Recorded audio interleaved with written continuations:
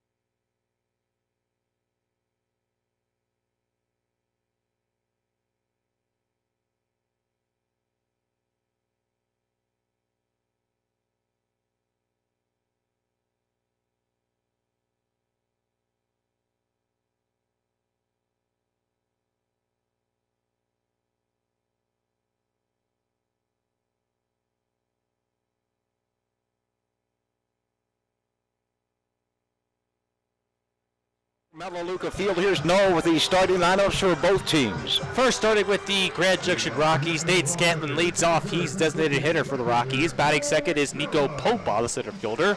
Batting third is Josh Elvier. He's the right fielder. The cleanup hitter is the first baseman, Casey Peterson. Batting fifth is the shortstop, Gavin Johns. Batting sixth and catching is Austin Elder. Batting seventh is Frankie Jezero, the left fielder. Batting eighth is Chris Vasquez. He's the third baseman. And rounding out the batting lineup for the Rockies is Alex Monge. He's the second baseman. As for the Chukars, Rick Phillips takes place of Steve Barbakian out in left. He's the leadoff man. Matt Feinstein, last night's walk-off winner, rather. He bats second place center field. Hunter Hiskey, that's third place first base. Cal Versado, the cleanup hitter, he plays right field. Andrew Don bats fifth. He's the DH. Dusty Stroup plays third base. He bats sixth. Kevin Elafonte will be catching. He bats seventh. Eric Callahan bats eighth. He's the shortstop. And Sam Troyer, the second baseman, is the 9-hole hitter for your Chukars. Tonight's pitchers for the Rockies, Ari Kaufman, a lefty out of Jersey City, New Jersey, 27 years old. He'll face Jake Binder for the Chukars. Jake, 25 years old, out of Syracuse, New York. Jake with a record of 1-0. Kaufman has started one game, and he is 0-1, or no record on the season. The Chukars wearing their Cancer Night Awareness jersey, so those jerseys will be auctioned off. They're black jerseys with gold numerals and lettering. And it's time now for the singing of our national anthem. Doing the honors tonight will be Noelle Manalis. She is the girlfriend of Chukars first baseman, designated hitter Andrew Don. Our national anthem. Oh, say, can you see by the dawn's early light what so proudly we hailed at the twilight's last gleaming, whose broad stripes and bright stars through the perilous fight o'er the ramparts we watched were so gallantly streaming,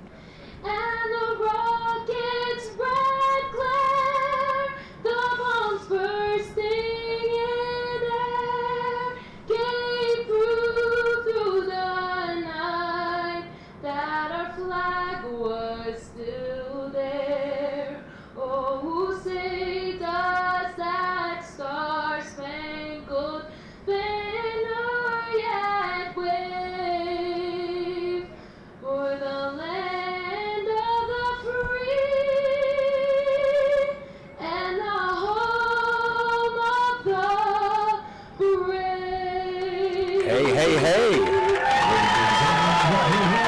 She wears number 20 on her back, the number of Andrew Don Noel Manalis, who's also an usher, and gets a big hug from Andrew after that great rendition of the national anthem. We mentioned the starting lineups, or we gave you the starting lineups. Ari Kaufman is the starter for the Grand Junction Rockies. Jake Binder for the Idaho Falls Chukars. Jake, in his second start of the season, he went 5 innings his first time out, picked up the win against the Boise Hawks, gave up 4 hits, walked 2, struck out 7. Opposing batters hit just .222 off Jake. His earned run average coming in 3.68. Of course, Jake played last season for the Chukars.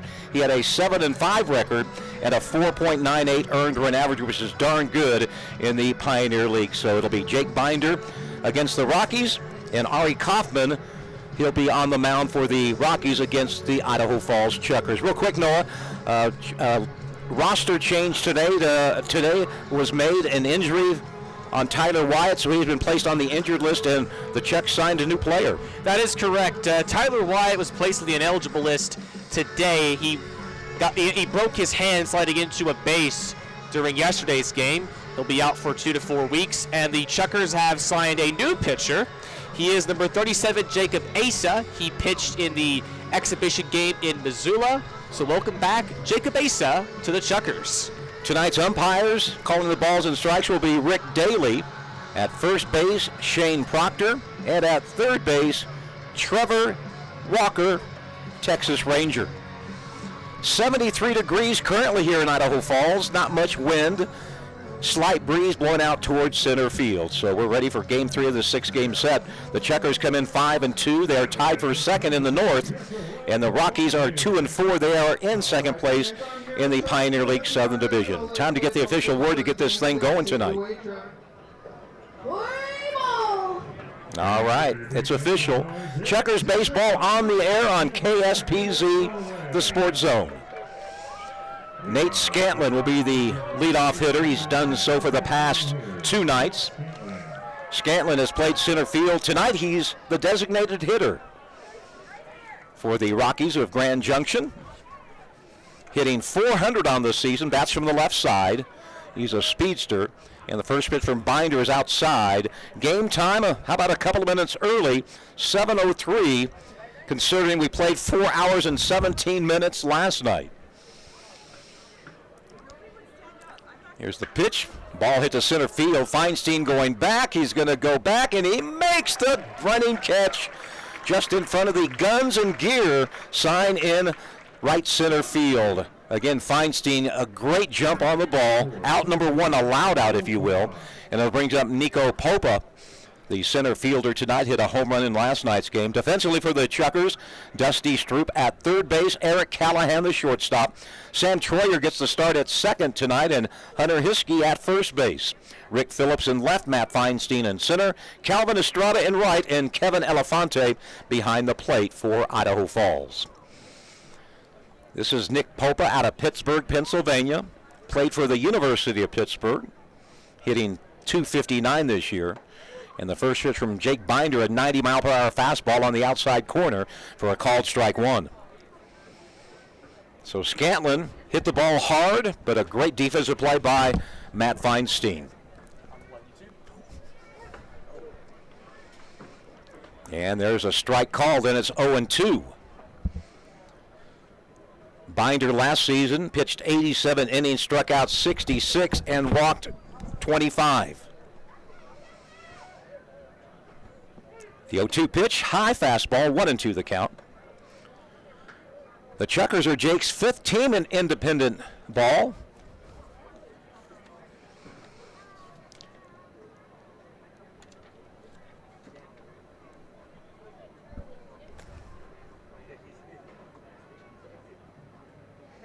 And the pitch is swung on and fouled out of play down the first baseline. Hiskey gives chase, and it is out of play. And we're currently experiencing some technical difficulties with our radio broadcast, but if you would like to listen to the game, 1-2 the count on Popa. Baseball YouTube page. Once again, Josh Elvier in the on-deck circle. play-by-play action. Chukars in the black and yellow cancer awareness uniforms. Binder set at the letters. The 1-2 is going to be get sent right back up the middle. Callahan stops it. And it'll be an infield single for Nico Popa.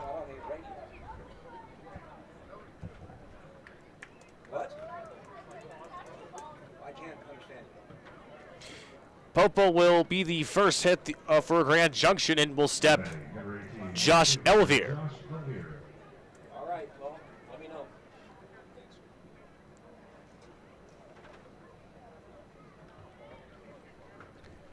Elvier batting from the left side. Left-handed hitter, right-handed pitcher matchup.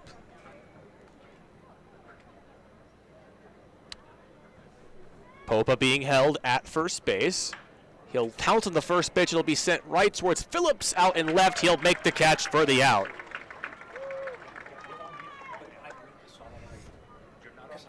A line out to Phillips, making his first start of the series. That's 2 outs. And it will step Casey Peterson, the cleanup hitter for the Rockies. He also bats from the left side.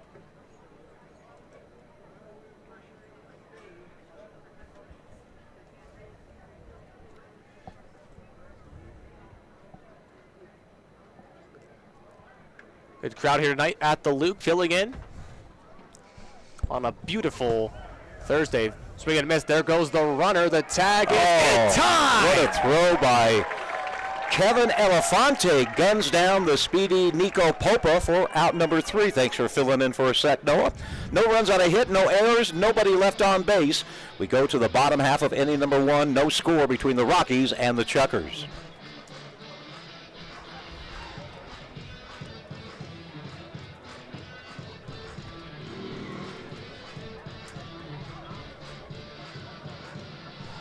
Where's that base hit to?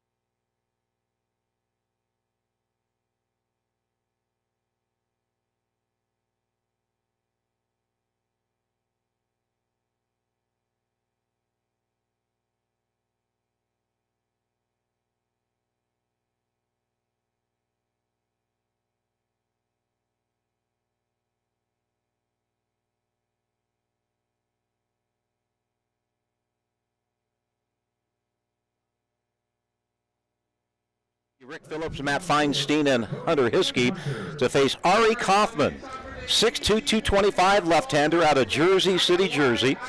He went to Lafayette College, and he is sort of a graybeard, if you will. He is pitching for the 7th year in Independent League.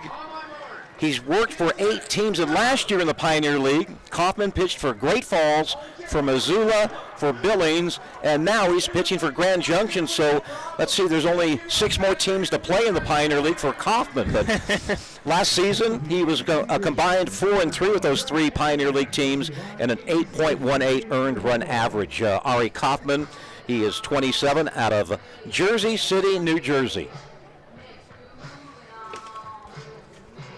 Chukars pinstripe pants with the cancer awareness jerseys, black with gold numbers. The Rockies tonight, the gray pants and the purple uniforms.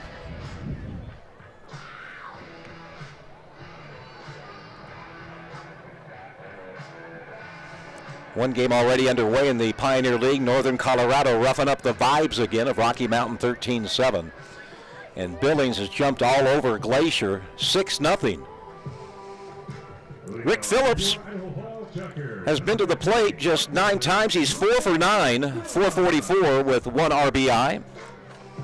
Rick gets the start for Steve Barmakian in left field tonight. Steve really struggled last night, went 0 for 6, including 4 strikeouts.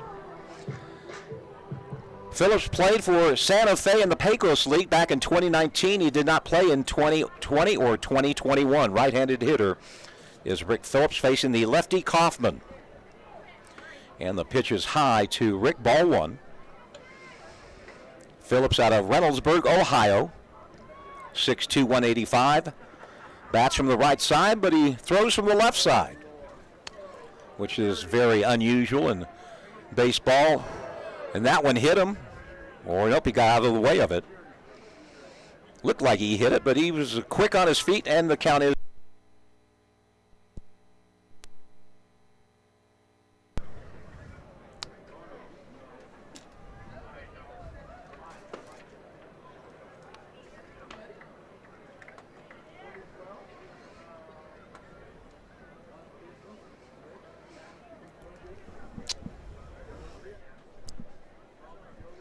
2-1 the count on Phillips.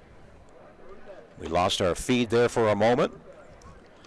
Count now 2-2 on Rick. He'll be followed by Matt Feinstein and then Hunter Hiskey. As you mentioned, John, he bats from the right, but throws left. You don't really see a lot of those outfielders at all. And in baseball, it's a very rare thing to see. You see a lot of right-handed throwers from the left side, but yeah, Rick just goes the other way. 2-2 pitch from Kaufman, fouled back to the screen. The count remains 2 balls and 2 strikes.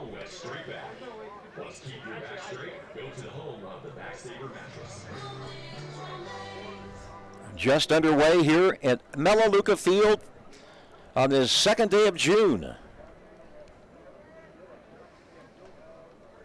2-2 the count. Kaufman into the windup. And the pitch to Phillips. Little blooper. It's going to be caught by the second baseman. The former checker Alex Manji makes the catch in shallow right field for out number 1. And now the batter is Matt Feinstein, the center fielder. Matt had a pretty darn good night last night. He went 3 for 5, or actually 3 for 4, with 2 solo home runs. The big one, of course, in the bottom of the 9th inning, a walk-off home run for Matt. Matt hit 22 home runs last year. He hit 2 last night in the Chukars' 15-14 win. And the first pitch from Feinstein, that is low, ball 1. The amazing thing about that walk-off yesterday was that pitch. I took a look at the video from it yesterday. It was coming in on the plate. And Feinstein able to take it deep. We'll give you the Rockies defensively. That pitch inside, ball 2. Chris Vasquez at third, Gavin Johns the shortstop, Alex Manji at second, and Casey Peterson will play first base. Frankie Gizero in left field, Nico Popa in center, Josh Elvier in right, and Austin Elder behind the plate. Here's the 2-0 pitch. That one's right down West Broadway for a called strike, and it's 2-1 on Matt. Steps out of the batter's box, asked home plate umpire Rick Daly about it, and Rick said something to Matt, and he nodded his head in agreement. The NBA Finals are underway tonight. Here's a ball hit down the first baseline. Peterson coming over to the fence, and it lands on a picnic table right on the other side of the netting. So the count is now 2-2. Early on, Golden State 10, Boston 9.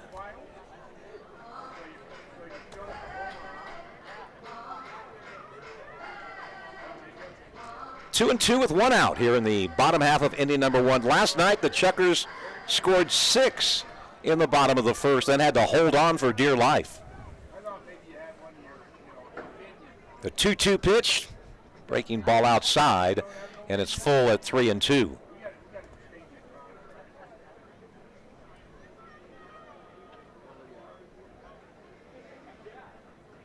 Kaufman, his 7th year in pro baseball. Of course, there is a rule, but apparently he has not pitched enough games in one season to qualify, or disqualify, if you will. Feinstein fouls that one off, and the count is 3-2 again.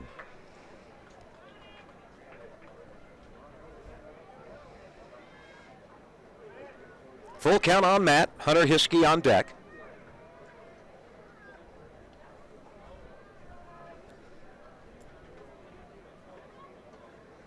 Kaufman gets the sign from Elder. The 3-2 pitch. Fouled back to the screen. We'll do it again. Other scores last night around the league. Great Falls defeated Missoula 9-7. Billings blanked Glacier 8-0. Ogden beat the Hawks in Boise 7-4. And it was Northern Colorado 10, Rocky Mountain 4. Same matchups tonight. All 10 teams in action on this Thursday. Another 3-2 to Feinstein. And another foul ball. Just got a piece of it. So a pretty good battle going on here in the bottom of the first inning. Matt was our Burger Theory player of the game last night. I want to thank the folks at Burger Theory for sponsoring our player of the game. I know the players like it, a $25 gift card. Good burgers, good brew, and they have a ton of TVs to watch your favorite sport on. Another 3-2 pitch, and that one's ball 4 outside. So Feinstein had to work to get that walk.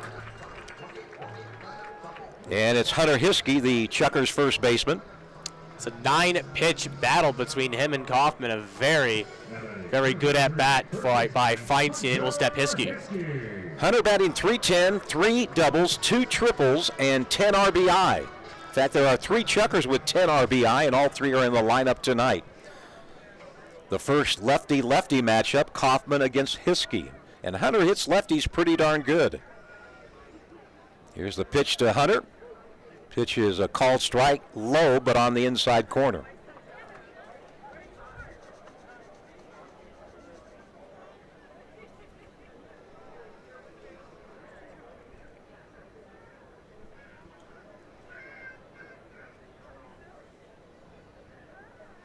Owen won the count. Hunter right back up the middle. Boy, a hard comebacker. Feinstein's going to go to third on the play. Here's the throw, the slide. He's safe. Well, I mentioned Hunter Hiskey hits pretty darn good against lefties, and that was a ball hit hard right back up the middle where it came from. And the Chukars have something going here in the bottom of the first. Runners at first and third. 1 out for Calvin Estrada. Kaufman had a duck on that play. That one was coming off the bat of Hiskey at 89 miles an hour. As you mentioned, Hiskey hits really good against left-handers. Here's Calvin Estrada, .346 hitter. In the 2 games thus far, he is 4 for 9, including a couple of home runs.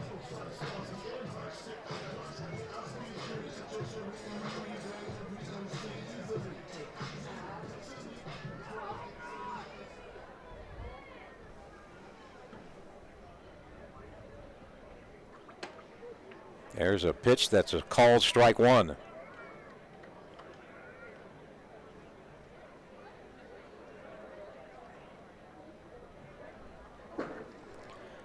At third base, Feinstein. Hiskey at first. At the plate, Estrada with 1 away.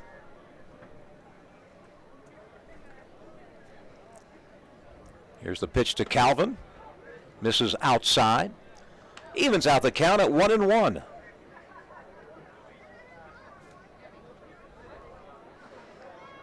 Estrada played for the Ogden Raptors and the Chukars late in the season last year and put up some good numbers in 7 games. In 7 games, he had 12 RBI. Glad to have Cal back in a Chukar uniform. The 1-1 pitch. This ball is hit long, strong. It is going to be, you guessed it, gone.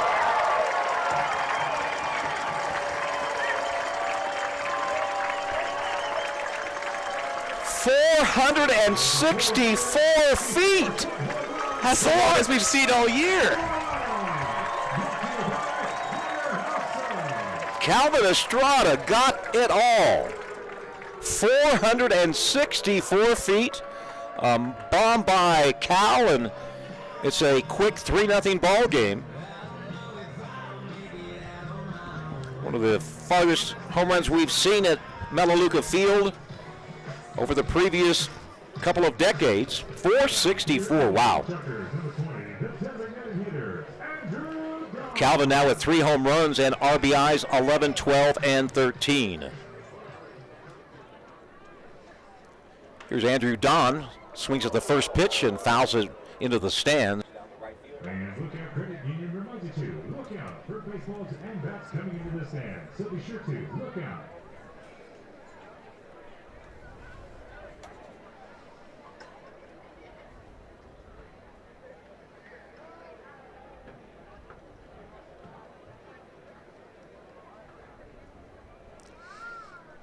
So Estrada gives the Chukars fans something to cheer about early. Last night it was Callahan with a grand slam in the first.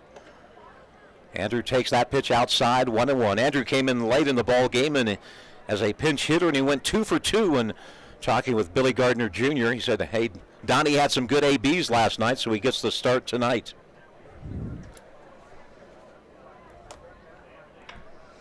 Here's a slow roller to the shortstop, Gavin Johns. He'll field. Bad throw, but the tag's made by Peterson for out number 2.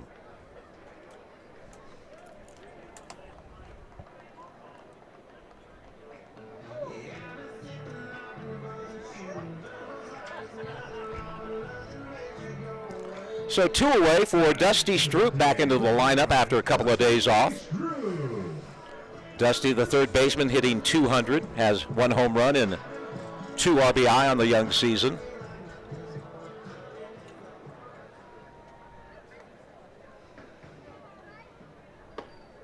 And the first pitch called strike 1. Well, Kaufman in his first outing this year lasted 4 innings, but he gave up a ton of runs. And so far, not so good tonight for Kaufman. Here's a ball hit foul and out of play by Stroup. Count now 0-2 on Dusty.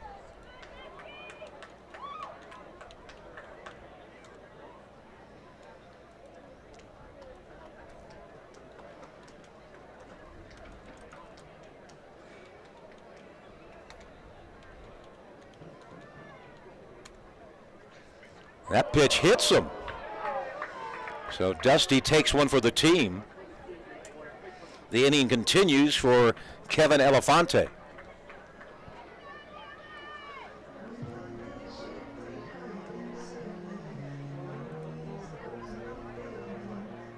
Now batting, number 49, the catcher, Kevin Elefante.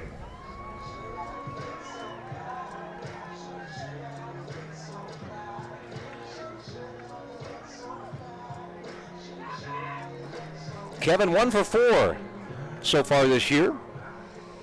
Stroup, the runner at first base, with 2 away. And that pitch misses way outside for a ball.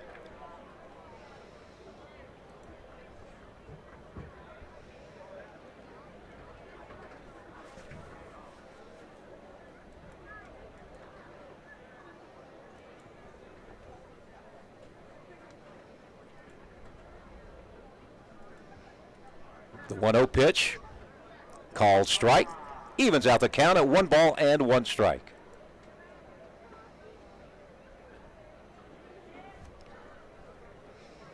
A walk, a single, and a monster home run by Calvin Estrada. Swing and a miss. Elefante took a big hack at it.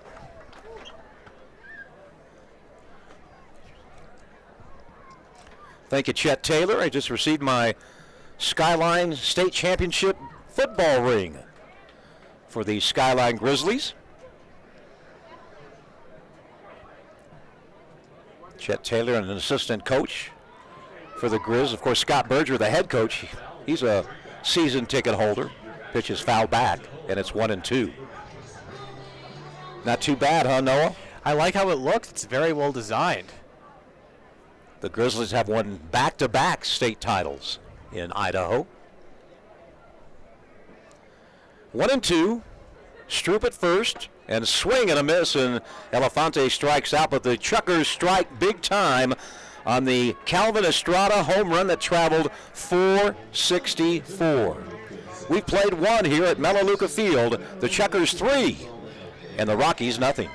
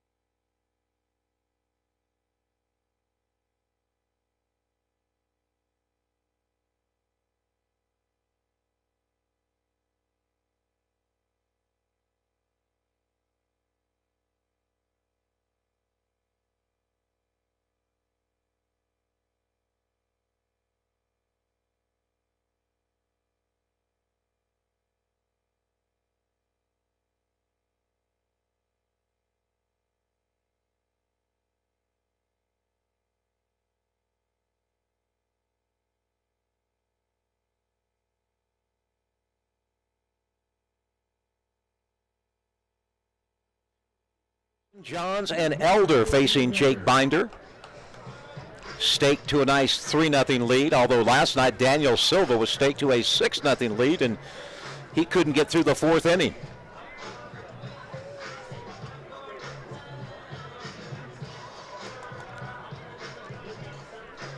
That ball of Estrada's might still be rolling down the street past the left field wall.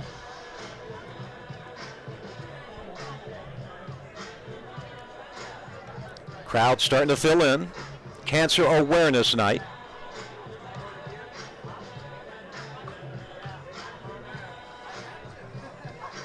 As Binder wraps up his warm-up tosses. The Rockies had a base hit in the first, but that runner was erased on a great throw by Elefante to Callahan for the caught stealing. The second time in the last 2 attempts that Grand Junction has tried to steal, Chucker catchers have nailed him. Last night it was Brady West. Here's Casey Peterson batting .267. Left-handed first baseman for the Rockies out of Vista, California. And the first pitch from Jake Binder, low for a ball, 1-0.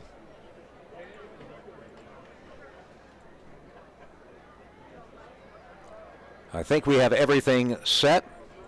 Radio hopefully is on. YouTube is on. And the Chukars are on, looking for their 3rd straight win against these Grand Junction Rockies. That pitch fouled back. It's 1-1 the count.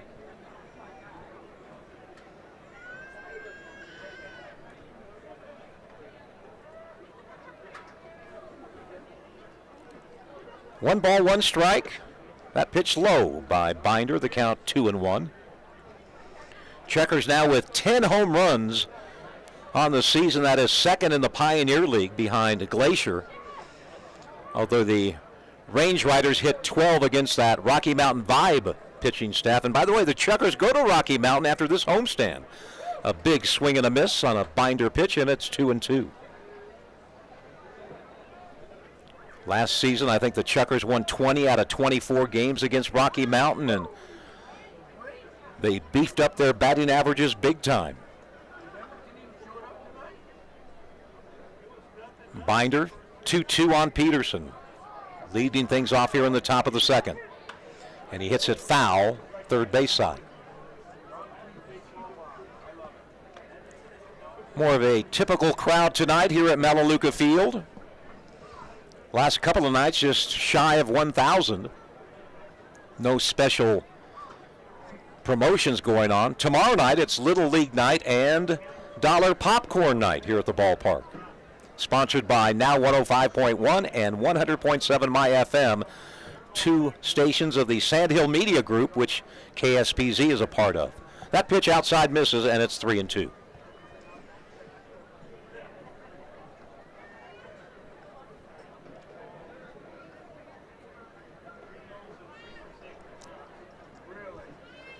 Folks just getting settled in. A swing and a miss. Binder strikes out Peterson. A 90-mile-per-hour fastball. Out number 1. Strikeout number 1 for Jake. And it brings up Gavin Johns, the shortstop.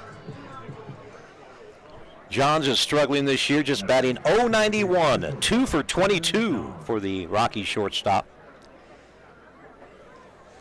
Bats from the right side. Third baseman Stroup, well, he was moving towards the third base line, but he was just smoothing out some dirt. He's back at his normal position. And that pitch outside, ball 1. Johns did not play last night. He was 0 for 4 in the first game in this series.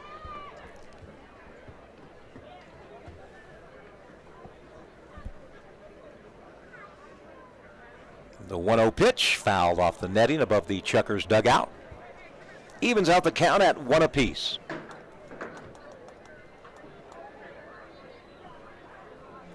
Golden State 26, Boston 22. Still in the first quarter at Oracle Arena, home of the Warriors. The 1-1 pitch on the way. Breaking ball misses inside, and the count now 2-1.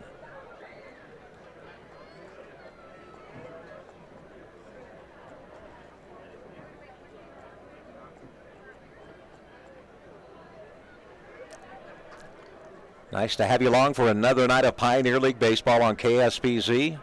I'm John, he's Noah. And that one, it hit him on the wrist. Thought it might have gone off the bat. Now I think the umpires are going to converse about that.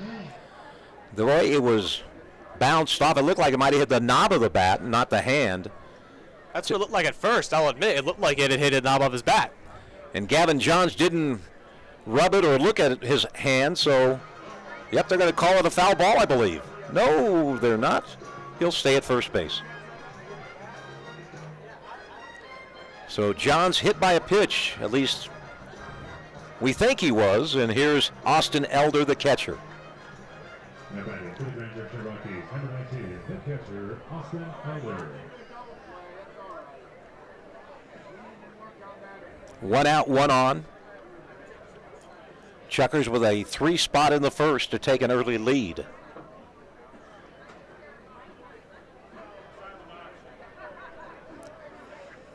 Elder, left-handed hitter.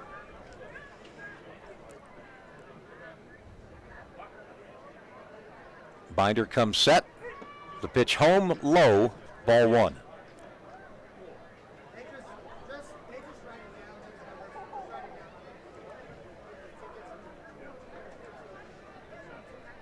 Final score in Windsor, Colorado. The Owls 13, the Vibes 7. Here's the 1-0 pitch. That one's inside, and it's 2-0 on the catcher, Austin Elder.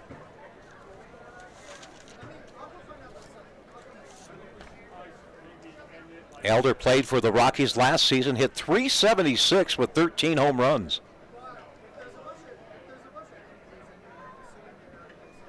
The 2-0 delivery.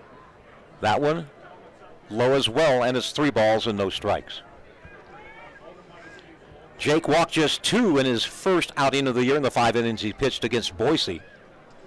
Last season in 87 innings, he walked only 25, so Jake's had good control in his 2 seasons here for the Chukars.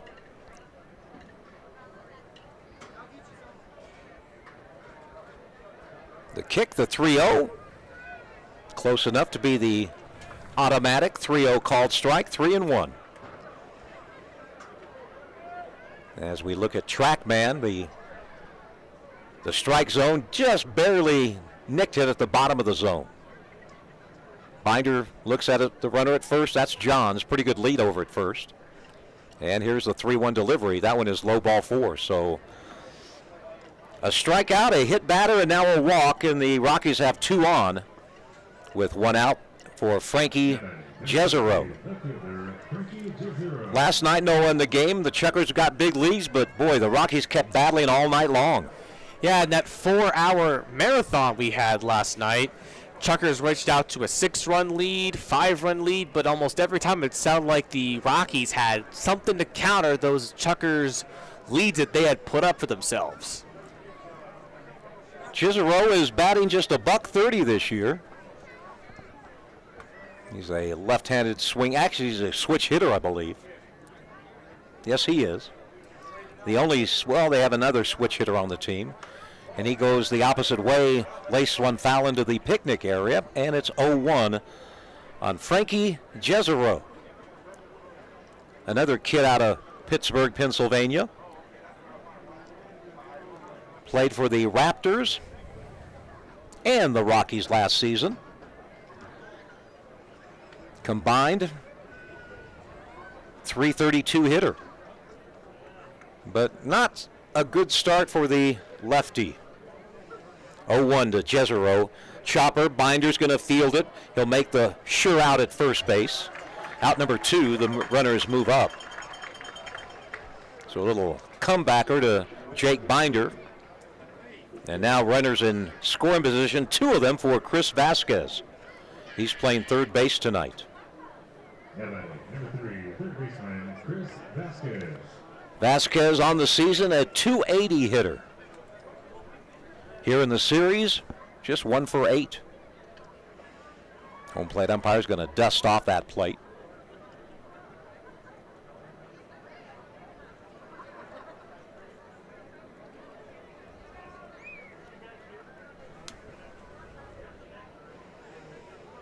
Two out, 2 on.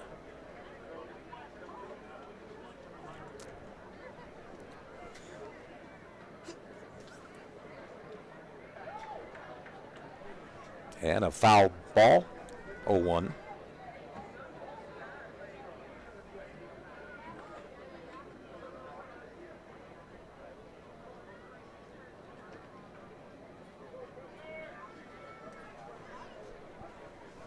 At third base, Johns. At second base, Elder. At the plate, Vasquez. 0-1 in the dirt. Nice smothered job by Elefante, and it's 1-1.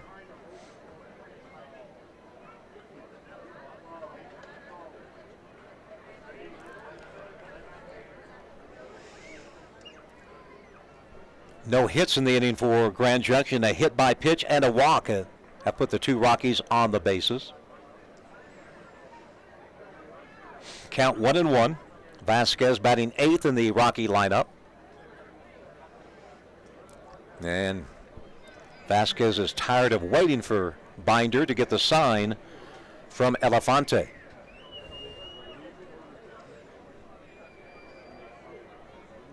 One and one with 2:08. Chukars on top, 3-0 on the monster Estrada home run. There's a pitch right down West Broadway. 90-mile-per-hour fastball, and Binder now ahead in the count, 1-2. Chukars and the Rockies will play Monday, a travel day, and then it's Colorado Springs with Noah Moore and the Rockies here on KSBZ. The 1-2. That one lifted foul. That'll make the parking lot. And by the way, it's a jam-packed parking lot tonight.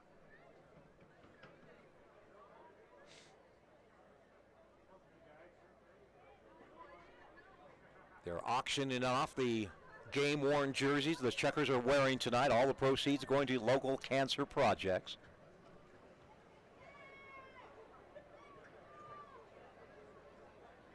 Binder kicks, 1-2 on the way. High fastball, 2-2.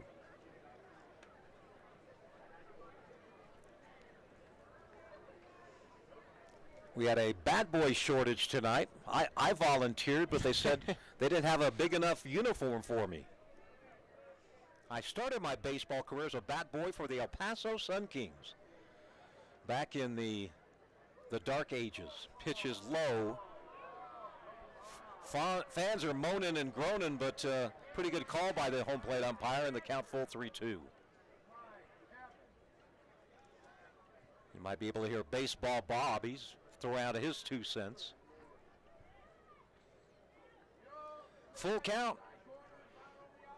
2 out, 2 on. Chukars up by 3. Binder trying to get out of this inning, keeping the Rockies scoreless. The payoff pitch, 3-2, called, strike 3, and that was right down the middle. So Jake Binder strikes out 2, no runs, no hits, there were no errors, and 2 Rockies left on base. We go to the bottom half of inning number 2, the Chukars 3 and the Rockies nothing.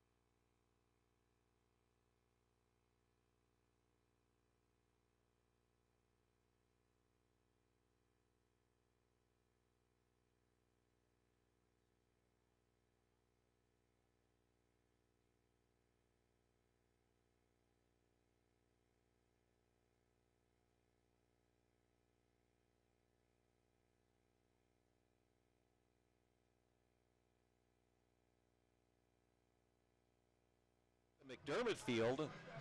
Beyond right field, there was only a one set of billboards, not two, and there was a group of guys called Bubba's Brew Crew. They would drive their truck, park it, and watch the game from beyond the park. And of course, they had a cooler in their backyard, their back of the truck, and Jim Garshow broadcast a couple of innings from Bubba's Brew Crew, and they would paint us signs every night before the second tier of billboards were placed here at Melaleuca. Eric Callahan. Last night we had him for 2 hits, but one of those balls he hit that was given an error has been changed to a base hit. So Eric last night was 3 for 4, and he's 4 for 7 in the series. Of course, the big hit, the home run, the grand salami. And a swing and a miss on the Kaufman breaking ball. Callahan with 10 RBI this year, batting .269.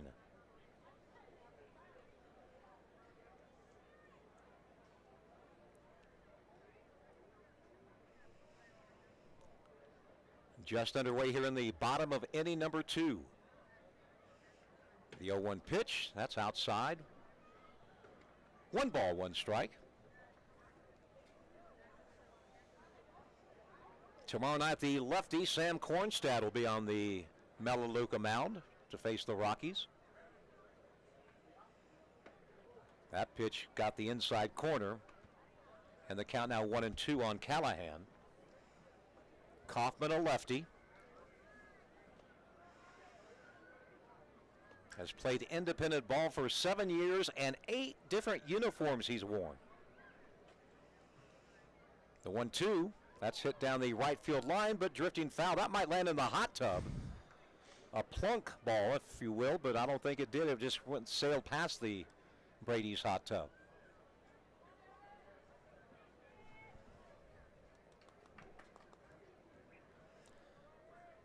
Thursday night baseball here at the Luke. Game time temp was 73 degrees. 1-2 pitch. Another ball that's hit foul off to our right. You know, Feinstein had a 9-pitch at bat against Kaufman in the first, and Matt won the battle with a walk. The count here is just 1-2.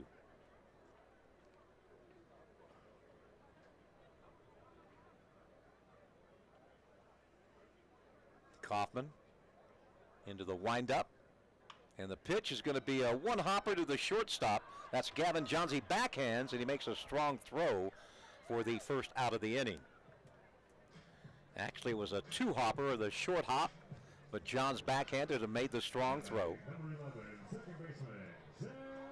Grand Junction, in 6 games, they've committed just 7 errors. That's pretty darn good. By comparison, the Chukars in 7 games have committed 17 errors. Here's Sam Troyer playing second base tonight, played third base the last 2 nights. Sam hitting .273, hits the first pitch to Manji, the former Chukar second baseman, and quickly 2 away. And top of the order for Rick Phillips. Now batting, number 15, left fielder, Rick Phillips.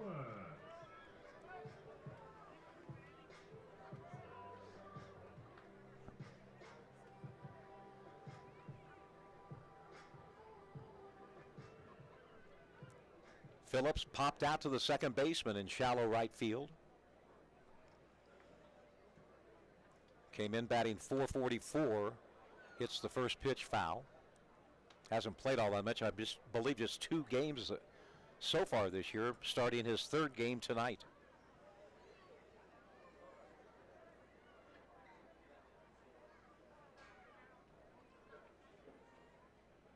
Phillips ready for the 0-1. Misses outside, 1-1.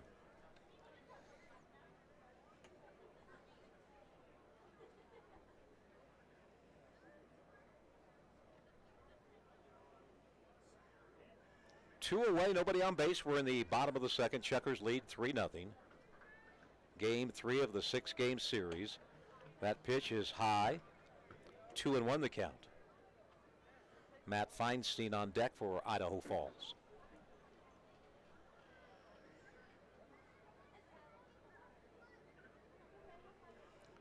Celtics lead by 7, or I should say Golden State leads by 7.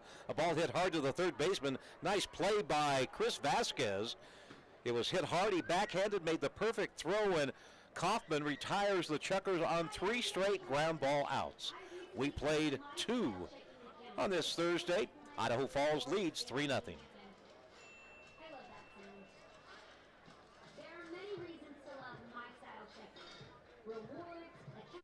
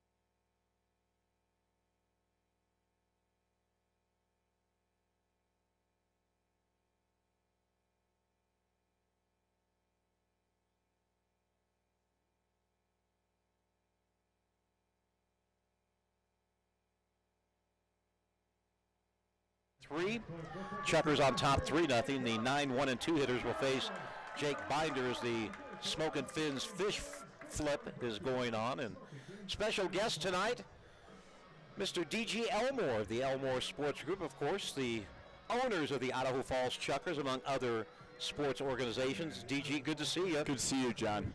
Why, you always look younger every time I see you. Every time you come in and you just look younger every year. How does that work? And tell me the secret, please. I don't know. I think I went gray really early, so I started looking old early.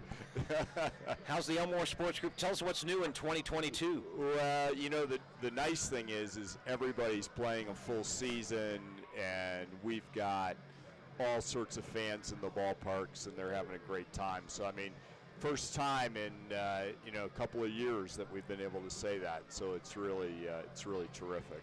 Of course, you now have 2 teams in the Pioneer League. Yep, we sure do. The Rocky Mountain Vibes down Colorado Springs and right here in Idaho Falls. Yeah. Tell you what, I watched those games from Colorado Springs. What a beautiful ballpark that is. Yeah, it is. AAA ballpark. Yeah, it really is. It's really special. Here's Alex Monge, the former Chukar, here in the top of the third. Chukars on top 3-0. Estrada's home run traveled 464. Wow. Pitch outside for a ball. I mean, you might see those in the high air of Colorado, but that's 464 is a long ball. This is Jake Binder pitching to Monge. Ground ball, backhanded by Hiskey. He'll make the perfect throw to Binder, covering the bag at first for out number 1.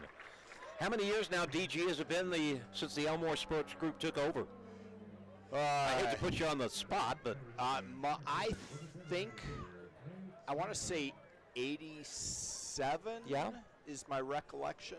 Of course, you were started in Helena.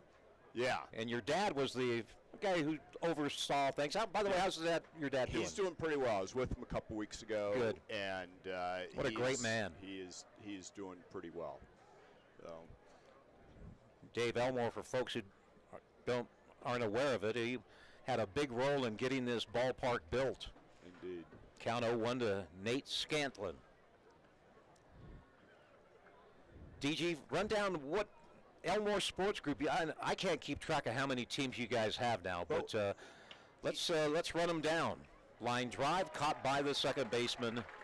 We've got 7 teams, 2 in the Pioneer League, as we said, and then out in on the East Coast we have Lynchburg Hillcats in Virginia. They're with Low A for the Cleveland Guardians. And I still have a hard time getting used to saying that. Yeah, me too. And then we've got AA team in San Antonio, Texas, the Missions with the Padres, and AA team up in Amarillo, Texas, that's with the Diamondbacks. And they have a very creative name. They do, the Sod Poodles. The Sod Poodles. Yeah, love it. Yeah. 1-0 the count. When we were picking a name moving into Amarillo in 2019, we got this idea that the Prairie Dog thing, and didn't want to call them the Prairie Dogs. Right. And so they came up with the Sod Poodles, which is what the pioneers back moving across from the east to the west called them, was Sod Poodles. And I said, if we're going to have a Sod Poodle / Prairie Dog, it's got to be a tough-looking John Wayne type Prairie Dog. And so they made sure it was tough-looking Prairie Dog. So it is very popular. Very popular nationwide. It really is. Yeah, it's done really well. And down in San Antonio, we have an alternate name that is for the Hispanic Latino community called the Flying Chanclas. And it is extremely popular. Sorry, you're fine. You're fine. Are they still the Missions, though? Missions, yeah. But we have this alter ego, I guess, we'd say. And Flying Chanclas is it's a flip-flop. And history has it that in the Latino community, that grandmas in particular, but moms also, if they saw their kid across the room doing something that they didn't want them to do, they would throw the flip-flop at them. And they had this ability, they were so good at it, that they could wing it all the way across the room and nick the kid in the leg or whatever. Oh, so that's a great story. It is loved by many around the country. Very popular. And of course, we here in Idaho Falls have the Madres. Yep. Which has been very popular. Yeah. Single by Popa with 2 outs. Here's a ball hit to the shortstop. That's Callahan. He'll go to first base for out number 3, and we'll continue our chat with D.G. Elmore in the bottom half of inning number 3. 3-0, Chukars lead here in the 3rd inning.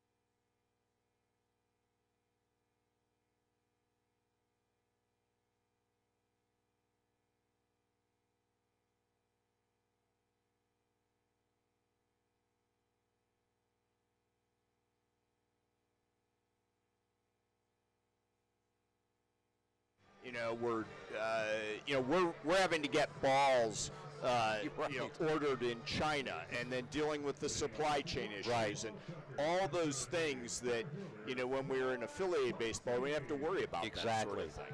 And of course, you got to sign players. One thing you didn't have to do before. Oh yeah, as well. totally. You got to go find. You got to get coaches and manager, and you got to get the players and sign them and bring them in. But you got a good man here running the show, Kevin Green. We do. Yeah, Kevin's amazing. He does. Don't overdo it there. Line drive, a shot off the bat of Feinstein. caught by the catcher, or the shortstop, Gavin Johns, for out number 1. Now let's talk about hockey. You have some hockey teams as well. We do. We've got a hockey team, minor league hockey team with the ECHL in Salt Lake City, and then starting this fall, we'll have a hockey team here in Idaho Falls, and we're very excited about it. It's just exciting to talk to Kevin Green about just the way the community is embracing that new hockey team. Right. It's very exciting. Well, hockey's been huge here in Idaho Falls, and of course, Kevin, an old hockey player himself. Yes. Quite old now. I don't think he puts his skates on much. Oh, I hope not. Here's Hunter Hiskey, the count 0-1 on Hunter. Pitches down low, 1 ball, 1 strike. But 2020, nobody played baseball, and then the major leagues did their thing and took 42 professional teams off the books. But, I guess we made it work. Well, we have. We've made it work in the league, and it's very encouraging. A lot of the owners are really enjoying it. And a lot of the owners and the general managers are the same that I know before. Same Not a lot of people. turnover. Right. Yep. No, you're absolutely right, John. A lot of the same. And it's been really, a lot of them really find it very fun. I think some of the owners, I don't get involved in, selecting players and stuff like that. Right. But some of the owners really get into that sort of thing. Base hit by Hunter Hiskey, pulls the ball into right field. Hit number 3 for the Chukars, and here comes Big Cal Estrada. If I was Grand Junction, I'd walk him. Estrada hit a home run last night. Had a double the night before. This kid played for Ogden last year. Chukar signed him late in the season, did well, and they brought him back for another year. Interesting, yeah. So 1 out, 1 on here in the bottom of the 3rd. Here's a ball hit past the first baseman into right field. So Calvin's 2 for 2. Estrada's 2 for 2. Well, let's see. His first hit traveled 464 feet. That one traveled 88 feet. But it's a base hit. So back-to-back singles. And here's Andrew Don. By the way, Andrew Don's girlfriend sang an outstanding national anthem tonight. Oh, she was good. Oh, my gosh. So that was his girlfriend, huh? Yeah. Wow. Yep. He's a smart man. Yeah. Second-year Chukars, Andrew. He grounded to short in his first inning. And just got a piece of it off the end of his bat. 0-1 the count. You have any plans to gobble up any more teams, or any plans for the future to make Elmore sports even bigger than it is?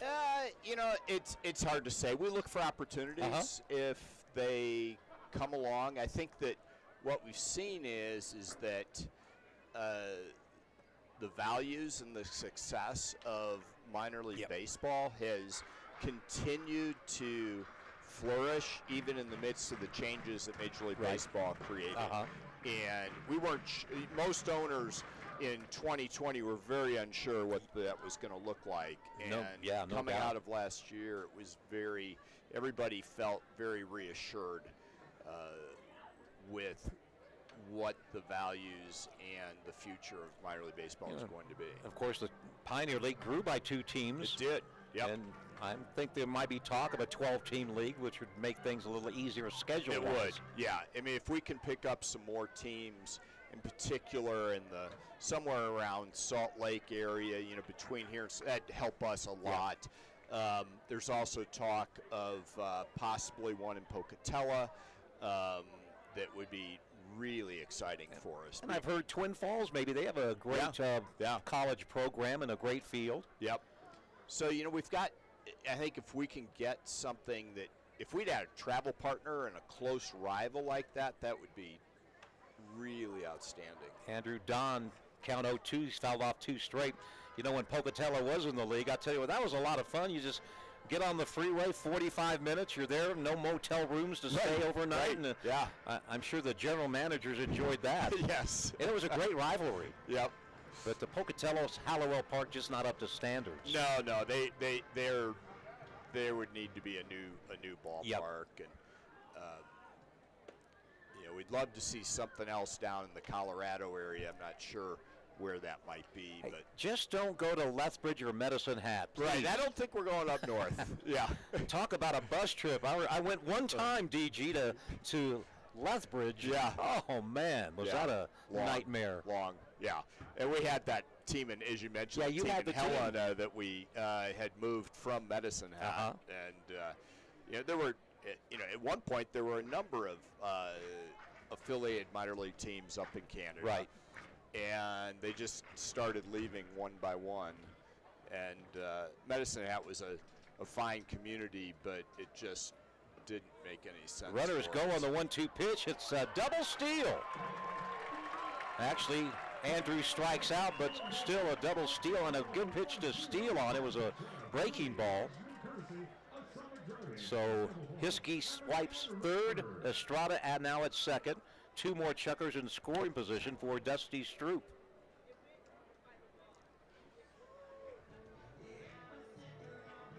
Anything you want to tell our listeners, DG, about the future? I know everybody's excited about hockey; they really are, and I think the new Mountain West Center is going to be beautiful. It is. I was over there today touring it Right. with Kevin Green, and it's going to be amazing. It's in the number of events that are already on the docket. At this early stage is very exciting in terms of the number of concerts and events that we're going to have in Right. there. It's going to be fantastic. I think this community is really going to enjoy having an amazing facility like that. The banquet and convention type space Right. is fantastic. Lots of configurations available that they're going to be able to do. So I think it's going to serve this community in a way that people probably even have a hard time fully comprehending until they see it. Here's a ball hit into the gap, and making a diving catch is Jezero to rob a base hit from Dusty Stroup. Well, DG, thanks for stopping by. Always great to see you. And again, Great seeing you, John. Tell your dad I said hello. I will. What a great man he is, Thank and you. I enjoyed working with him for all the years I've been around. But, hey, again, good luck Thanks, to the Elmore John. Sports Group. Great seeing you. Great seeing you, too. DG Elmore, great man, great family, and, of course, a great Elmore Sports Group. We played 3. It's still 3-0 Chukars.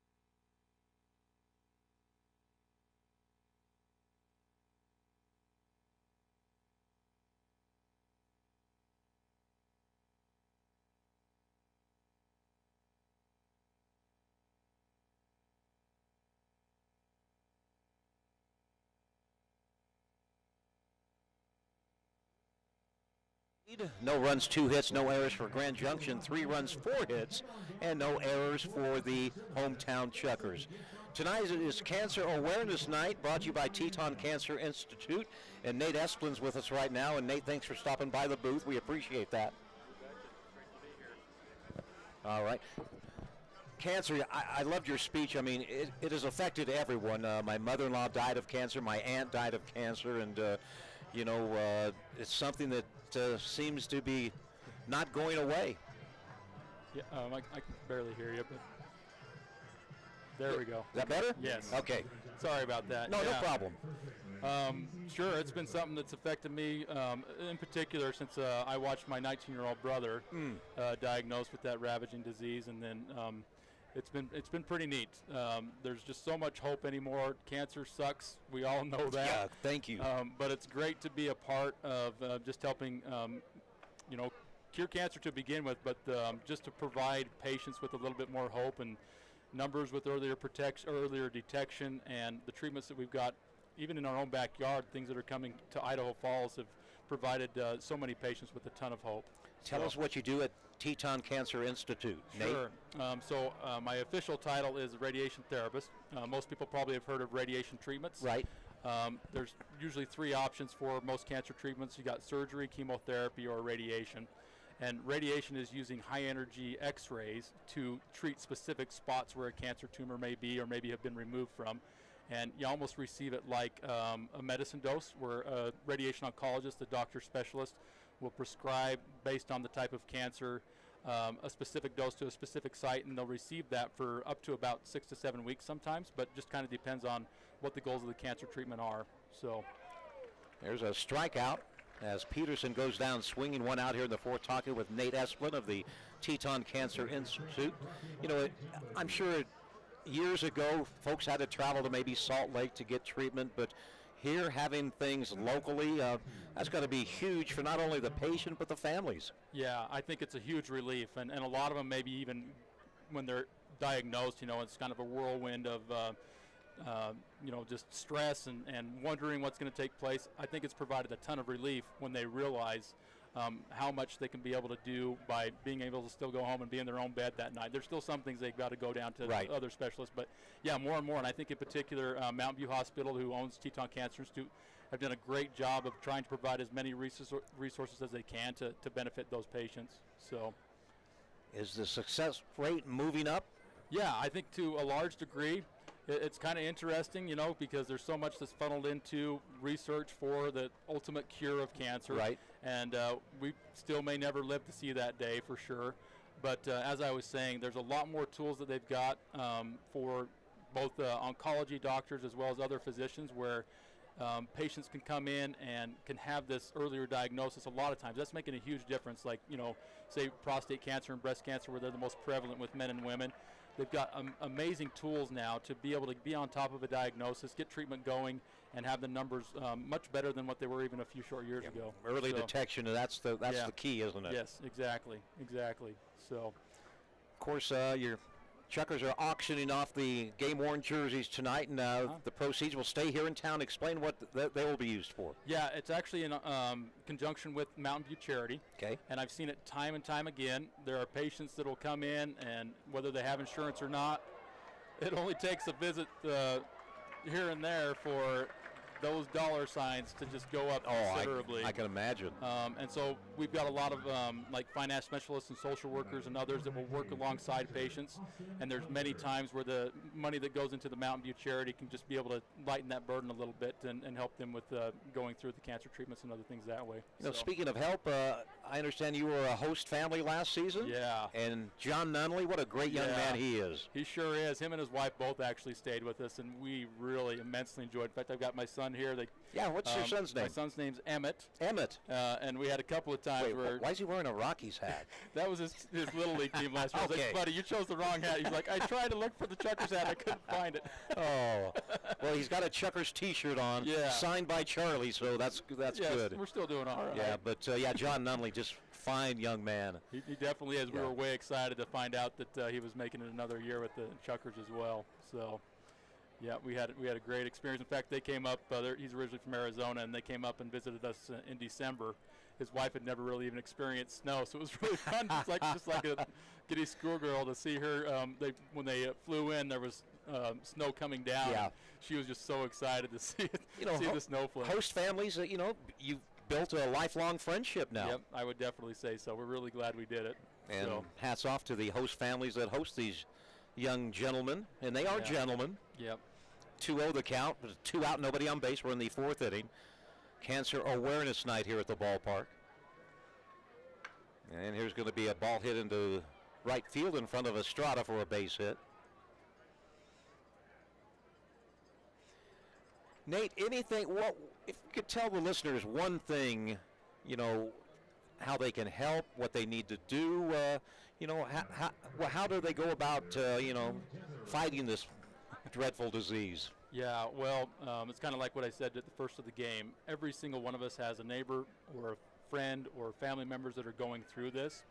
And I think it's more than anything just keeping your eyes open for where foundations or other organizations are trying to help. One that's been huge with our patients on top of the Mountain View Charity is a foundation called the Shannon Wilker Foundation. Maybe you've heard of them. Oh, as you well. bet, yeah. Have you met Shane before? I have. Yeah. Yep. So Shane is a really good friend of mine. In fact, he's doing an annual 5K this coming Saturday. It's called the Crusade Against Cancer, where you get to wear superhero uniforms and different things that way. What makes Shane really unique versus like maybe other organizations that are out there like the American Cancer Society and those kind of things, every last penny that he makes goes straight back to helping the patients. And so we've got constant gas cards or hotel vouchers or even just really minor things. He's one that just shows up when he hears that a patient needs a lazy boy. This was maybe like 3 or 4 months ago. They needed one of those special lift chairs. Right. And by the end of the day, he was at the patient's house and had been able to secure one of those lift chairs for him. Hats off to him. Yeah, I think it's just kind of, you know, we all want to help, especially when we see somebody we love suffer. And it's just putting ourselves out there a little bit. And, and even if it's, it doesn't necessarily have to even be money, but just trying to be involved where you can with especially the local help that's out there. So. Great. Well, anything else before we wrap things up? Another base hit, 2 on for the Rockies. Chukars lead 3-0. Thanks for stopping by again, and you know, I'm sure the fans, hey, buy one of these jerseys. Not only are they good-looking jerseys, but you know, the money's going to a good program. Yeah, I couldn't agree with you more, and certainly would just have to say, yeah, be there for those people that you may not even know that are just going through a hard time, and make a little difference by just giving a hug or giving an encouraging word. So, Emmett, you want a baseball? There you go, buddy. Thanks, Nate. Thank you, John. It was great. Hey, nice meeting you. Nate Esplin, our guest tonight on Cancer Awareness Night, doing some great jobs, or a great job in the community. There's 2 on, there's 2 out. The batter is Vasquez. Casey Peterson struck out. Gavin Johns grounded out. Then back-to-back singles to right field by Elder and Jezero. In this 3-0 ball game as we play here in the top of the 4th. Binder checks the runner. Here's the 1-0 delivery. That's a swing and a miss, and it's 1-1. Chukars with 4 hits in the game by 2 gentlemen. Hunter Hiskey, 2 singles. Calvin Estrada, the home run and a single. So the 3-4 hitters doing their thing for the Chukars tonight. And so is Jake Binder. The 1-1 from Jake. That's going to reach the roof of the clubhouse. And now it's 1-2.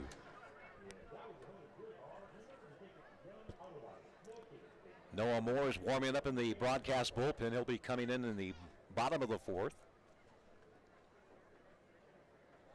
Great crowd tonight for a great cause, and hopefully another Chukars win.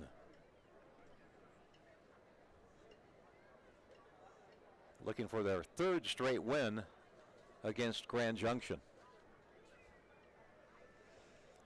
The 1-2, a swing and a miss. Well, Vasquez chased one out of the strike zone. That was the Jake Binder slider. No runs, no hits, or actually no runs, 2 hits. No errors, and the Rockies strand 3. We've played 3.5.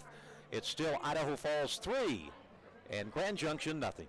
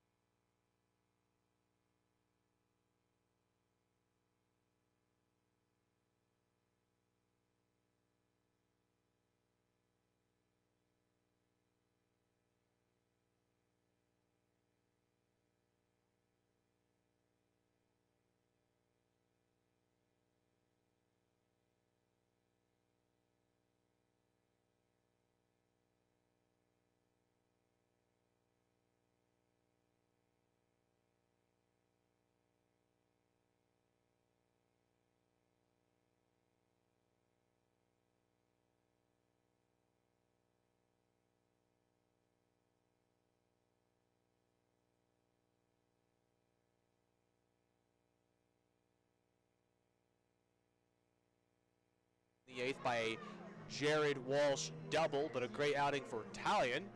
It is also Lou Gehrig Day and the anniversary of Armando Galarragra's missed no-hitter.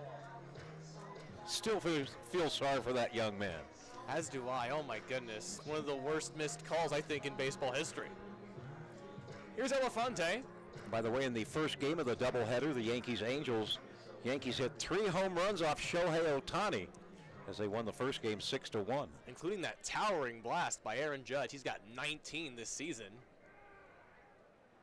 First pitch to Elefante is a called strike on the outside edge. 0-1 on Elefante, who was a strikeout victim in the first.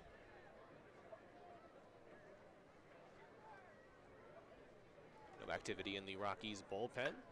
Elefante will ground this one past the third baseman.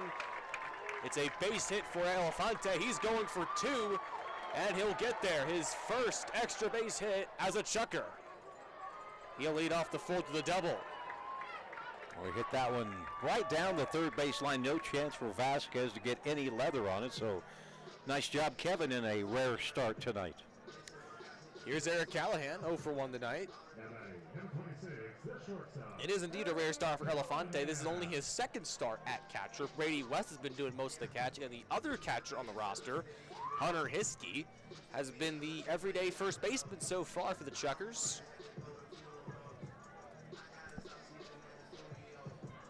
But here's the shortstop, Eric Callahan. Grand Slam Callahan, he's been referred to lately. 2 grand slams, the only grand slams hit by a Chucker so far. First pitch to him is called strike. Managed to find the lower part of the plate. 0-1.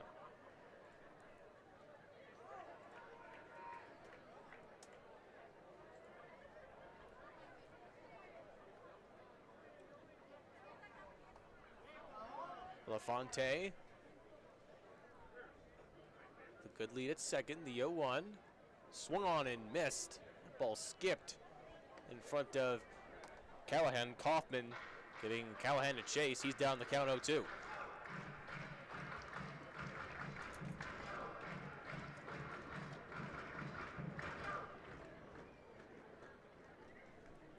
Sam Troyer, the 9-hole hitter, is on deck. Lights are on here at the Luke. 0-2 on Eric Callahan. The pitch from Kaufman is outside, 1-2.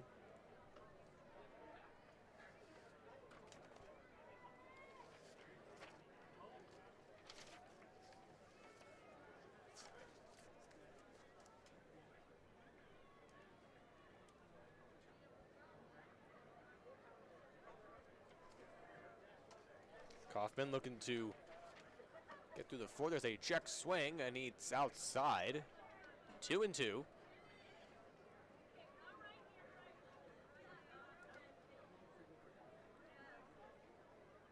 Hitters have been hitting Kaufman well in his last start. Opposing batters are hitting .368 against Kaufman. A tough 4-inning start against Ogden. 2-2 the count on Callahan. The pitch from Kaufman is outside. Count is now full as Callahan has worked himself into a nice hitter's count. 3-2.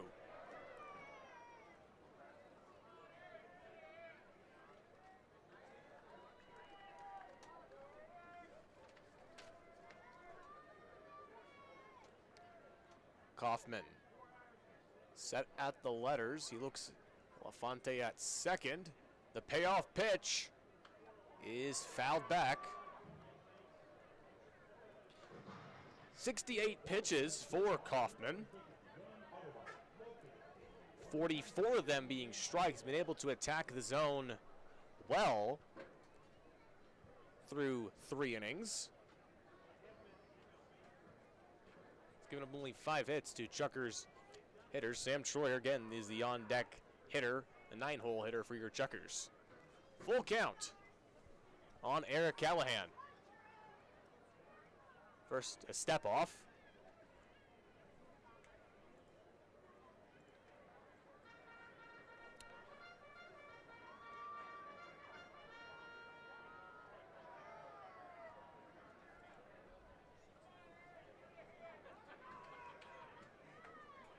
Count is full. Elefante at second. The pitch from Kaufman is going to go right back up the middle. It's fielded by the shortstop Johns. He'll make the throw for the out. Great play there by Johns, as that was 93 off the bat of Callahan. Elefante goes to third. Could have been a base hit, but the play of Johns over at short throws out Callahan at first. Here's Sam Troyer.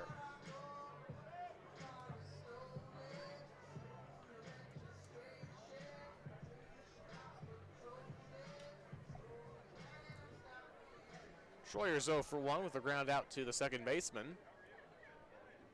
former Chucker Alex Mongi.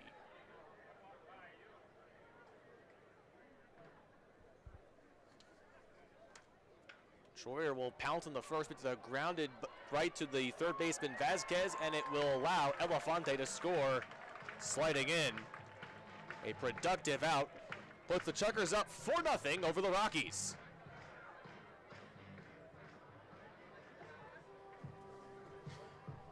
Troyer's second RBI of the season. By the way, third quarter, the Warriors lead the Celtics 61-58, so a good game one taking place in the NBA Finals. Should be a good series. A good series indeed between the Boston Celtics, looking for their first title since 2008. And Golden State looking back in the finals since their loss to the Raptors in the NBA Finals of 2019. Here's Rick Phillips, the leadoff hitter. Top of the batting order, that is. First pitch to him is a called strike.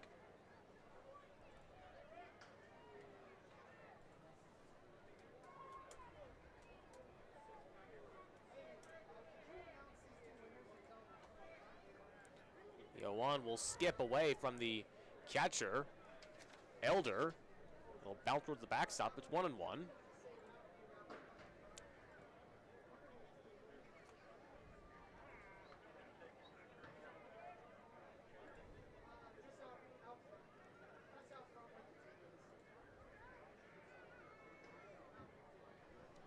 Elsewhere in the majors, the Reds beat the Nationals 8-1.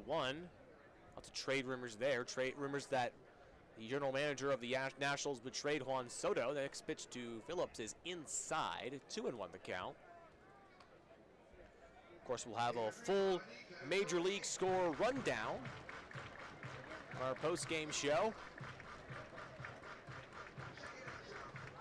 Recap all the action from the Major Leagues to the Royals affiliates and the Royals themselves. See what former Chuckers have been up to over in the Royal system. Big swing and a miss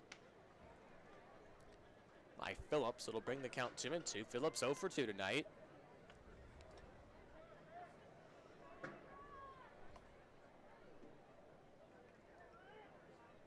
Taking the place of left field as Steve Barmakian gets the day off. The 2-2 from Kaufman is high and outside. It's full count. The base is empty. 2 outs here in the bottom of the fourth.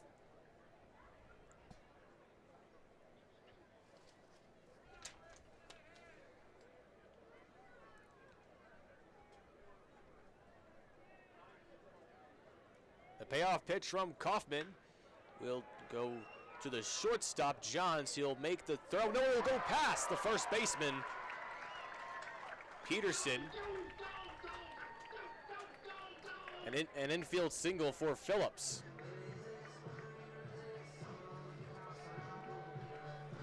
His first base hit of the evening. Make that 6 for the Chuckers, and here's Matt Feinstein.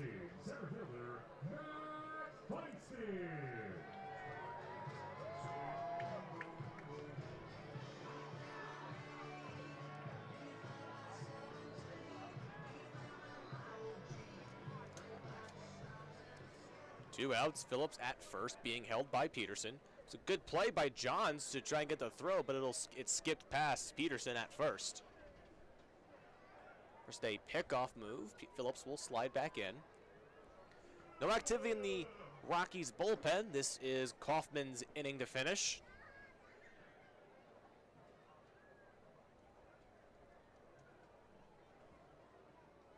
Kaufman comes set. First pitch to Feinstein will find the outer edge of the zone. Count is 0-1.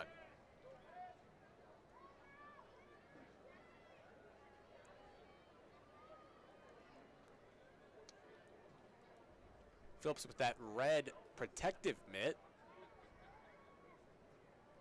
It's being held at first by Peterson. The 0-1 to first, a pickoff move.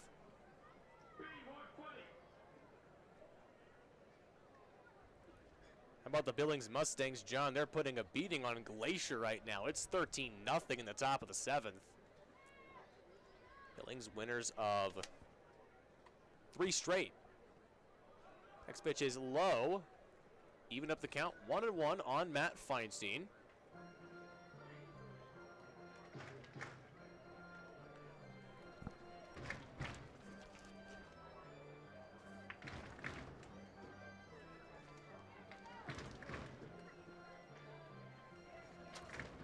The Chucker faithful tries to rally the Chuckers for more runs here in the bottom of the 4th. 1-1. The pitch from Kaufman will be fouled off to the backstop. 1-2 the count. 79 pitches for Kaufman. Most of them being strikes, 51 of them.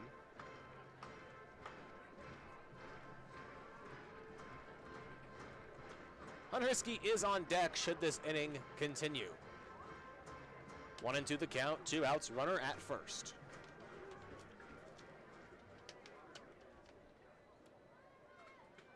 Kaufman looking for a sign, finally sees one he likes. He's set at the belt. The 1-2 to Feinstein is going to be lifted out into right for a base hit.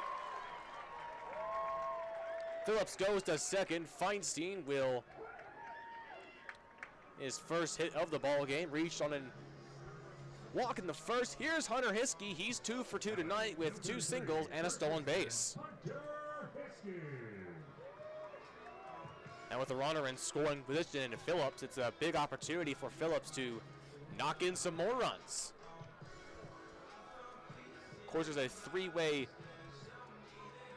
tie for the RBI lead. It's Eric Callahan, Hunter Hiskey. And it was a 3-way tie. That is. Calvin Estrada hit 3, so now he's the RBI leader with 13. But there is a tie at second between Hiskey and Callahan, both of whom have 10 RBI this season.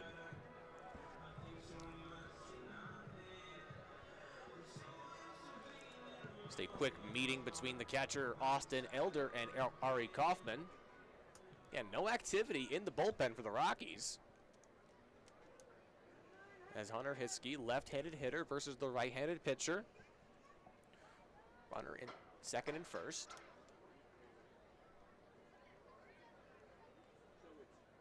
First pitch to Hiskey is low. Clocked in at 89 on the radar gun. 1-0 the count. Hunter 2 for 2 in tonight's game. Of course, Larry and Allison, mom and dad, they're still here watching their son play. The 1-0 to Hunter is outside. And tomorrow night we will have Hunter Hiskey in the booth with us. Not the one wearing the uniform, but his wife named Hunter Hiskey. And I know fans in Kansas are ready for that interview. Should be a good one. 2-0 the count on the baseball player, Hunter Hiskey. A 2-0 is low. 3-0 the count. Kaufman looking to avoid loading the bases. This Chuckers team managed to load it up 3 times yesterday. Of course, Eric Callahan with that grand slam in the opening frame. Calvin Estrada is on deck. The 3-0 to Hiskey is swung on and fouled towards the picnic area. Bring the count to 3-1.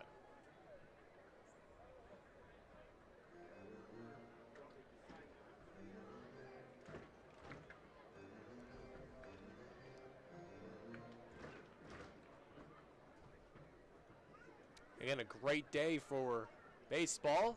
Some sparse clouds, but no threat at all. First 3-1 is fouled back.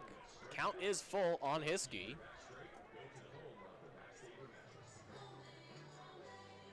It's about 70 degrees here in Idaho Falls. We had a high of 77 earlier, just a perfect day for a game of baseball.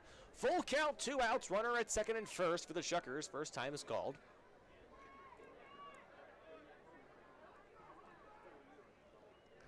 As one of the bat boys will run out and grab the ball, the 3-1 that was fouled back, and return to the dugout. Full count on Hunter Hiskey. Kaufman again looking to avoid loading up the bases. These Chukars are very dangerous with the bases loaded. The payoff pitch to Hiskey is fouled. And we'll find the seats. Phillips and Feinstein are taking off. Count remains 3-2.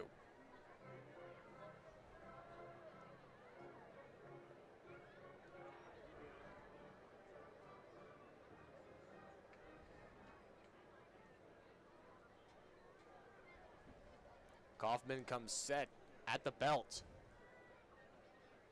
With 2 outs, the payoff pitch is lifted out towards shallow center. Racing over is the second baseman, Manji. He'll make the catch in shallow center. The inning is over.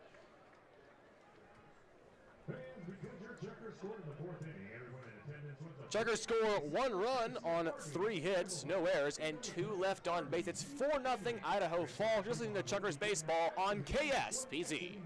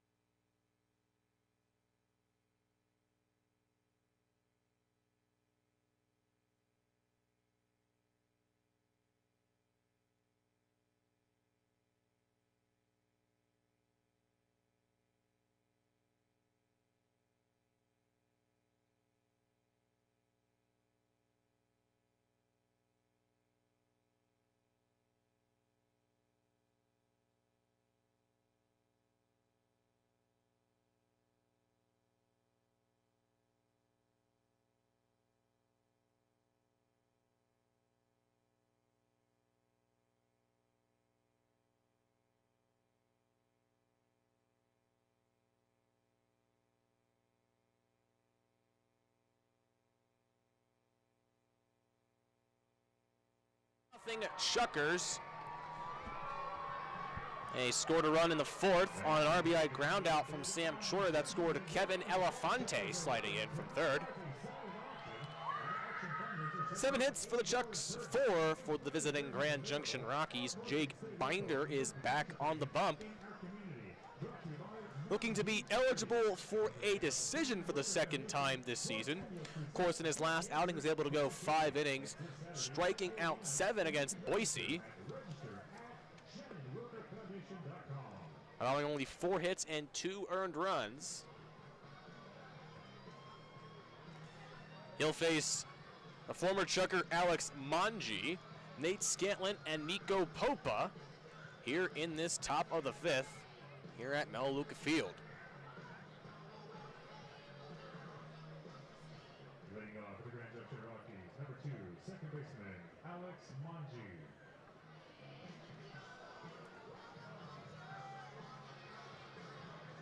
Some breaking news out in the majors. Francisco Lindor is not in the starting lineup. He jammed his finger, slammed it on the hotel room door, and swelled up enough that the manager for the Mets, Buck Shora, said, "You're on the bench today. Let's let that heal." Of course, the Mets are taking on the Dodgers, a big NL matchup there. Manji shows bunt. The pitch is low. No, it's called strike. 0-1, the count on Manji, the former Chukar. Stands 5'5", wearing number 2. From Pembroke Pines, Florida. The 0-1 from Manji shows bunt again, and it was fouled off, it looks like. Count is 0-2.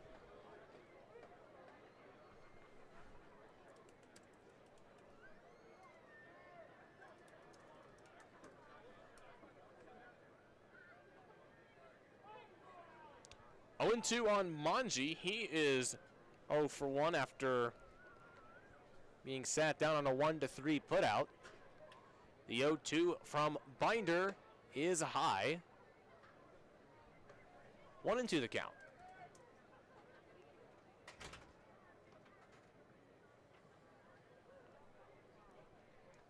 No defensive changes for the Chukars. They lead 4-0, nobody on base. The 1-2 to Manji is chopped towards Callahan. He'll make the field it cleanly. He'll make the throw for the out. Alex Manji is sat down for the second time tonight. Top of the batting lineup for the Rockies, we go to Nate Scantlin. He's 0 for 2 with a line out and a fly out to center.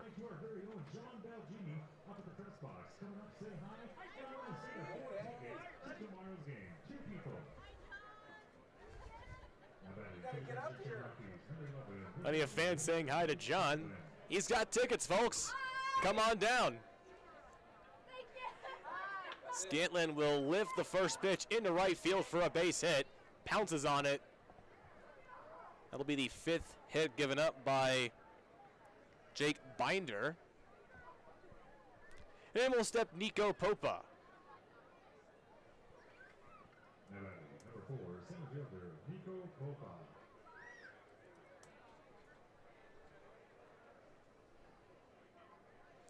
Popa, the former Pittsburgh Panther.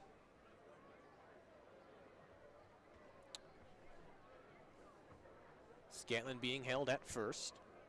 Popa's 2 for 2 with 2 singles. Popa will lift the first pitch out into center. Feinstein has a read on it, and he will make the catch close to the warning track for the out.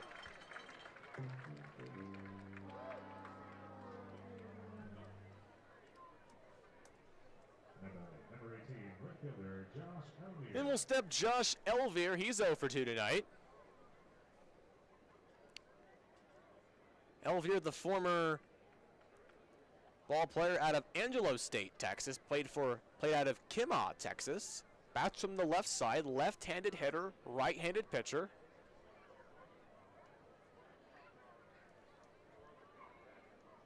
Hiskey holding Scantlin at first base. No activity in the Chukars bullpen.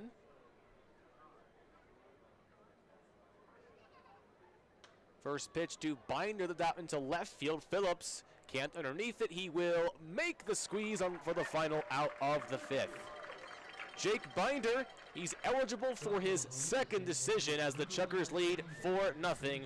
We go bottom 5. Listen to Chukars baseball on KSPZ.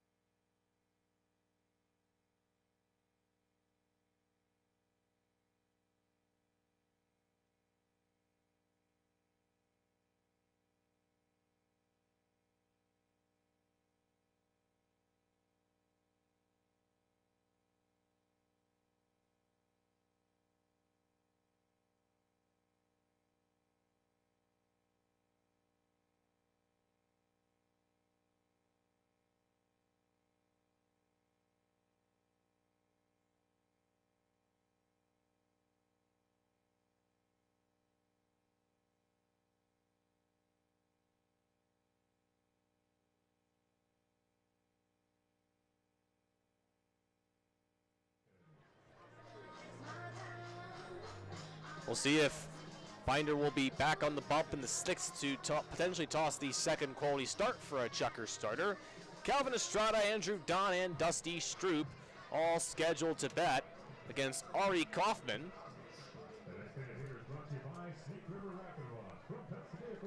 And here's Estrada.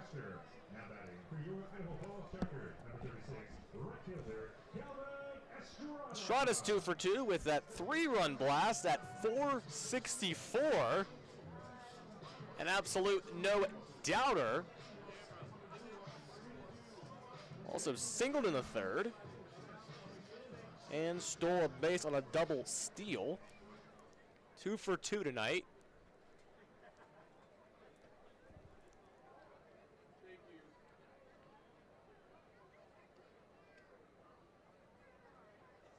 First pitch to Cal is out. It will find the outer edge of the plate.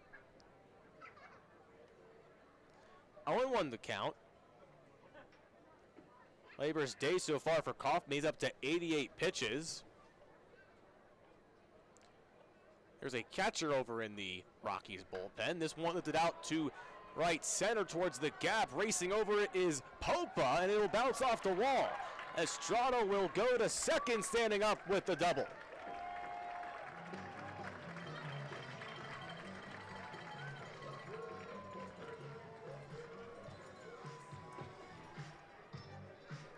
Second double of the ball game for a Chukars hitter. Here's Andrew Don. Well, Estrada's just a triple away from hitting for the cycle. And now against Grand Junction, Cal is 7 for 12. Not too shabby. And with that, the Rockies bullpen will activate. There is a right-hander throwing. First pitch to Don, came close to hitting him. It's low at 88 miles an hour. 1-0 the count on Andrew Don.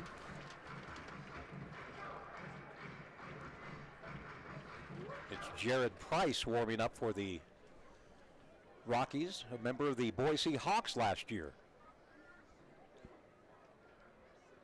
The 1-0 to Don is fouled back. 1-1 the count. Don takes over in the DH role. Took over yesterday, first as a pinch hitter after Tyler Wyatt went down with an injury. 1-1 the count on Andrew Don. Estrada with a good lead at second. The 1-1 from Kaufman is outside. 2-1 the count. Dusty Stroup in the on-deck circle for the Chucks.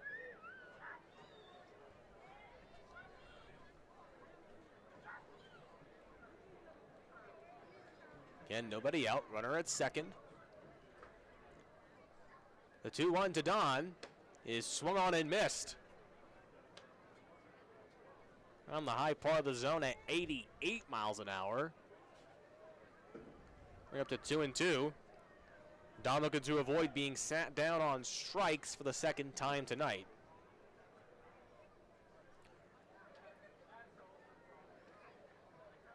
The 2-2 to Don is going to be grounded to the second baseman, Manji. He will not have a play. Oh, the pitcher fell asleep. Kaufman did not cover the bag. And Andrew Don's going to have an infield single. But Kaufman just forgot what he was supposed to do. The first baseman, Peterson, tried for it, didn't get it. Manji then fielded, but he waited to throw it, and no throw because Kaufman was not available. Also, for a second, he might try and get Estrada at third, but as you mentioned, Kaufman just wasn't available for the 4-1 putout. It'll advance Estrada to third. Here's Dusty Stroup. Was hit by a pitch in the first. Flied out to left in the third. Update: Golden State now leads the Celtics by 15 late in the third quarter. First pitch to Stroup is low. 1-0 the count. 87-72. That Golden State team dangerous with the return of Klay Thompson. 1-0 the count on Dusty Stroup. That pitch will find the outer part of the plate for a called strike. 1-1 the count.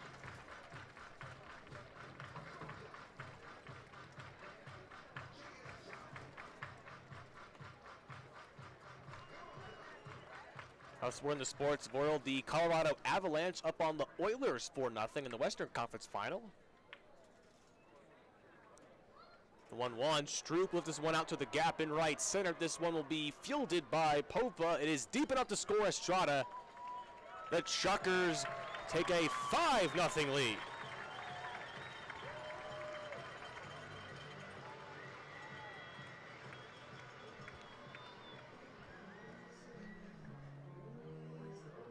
Don remains at first base. Here's Kevin Elefante, 1 for 2 with a double and a run scored. Number 49, the catcher, Kevin Elefante.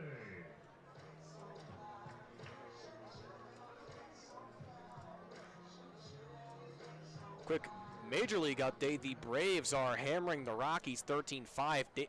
Travis d'Arnaud with 2 grand slams. First pitch to Elefante is high.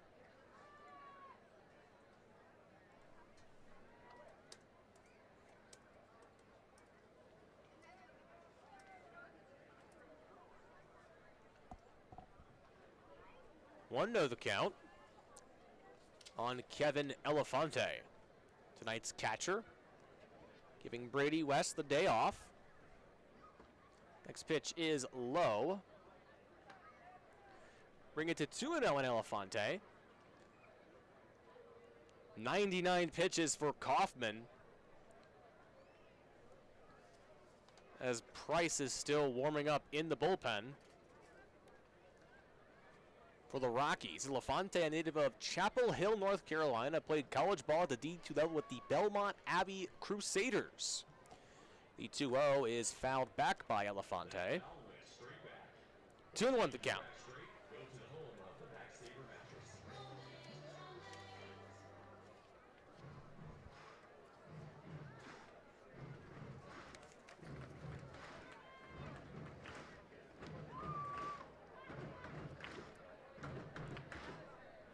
We Will Rock You playing on the loudspeakers. Chucker faithful getting involved with the 2-1. Elefante will foul this one off. It's 2-2. His best year as a Crusader came in 2018, his senior year, where he batted .297 with the Crusaders. Was named to the Conference Carolinas All-Conference second team. Of course, one of the members of the Conference Carolinas first team, All-Conference, was his fellow teammate Brady West. He played college ball with North Greenville, another member of the Conference Carolinas. The 2-2 to Elefante is lifted high into shallow right center. Racing towards it will be Elvier for the out.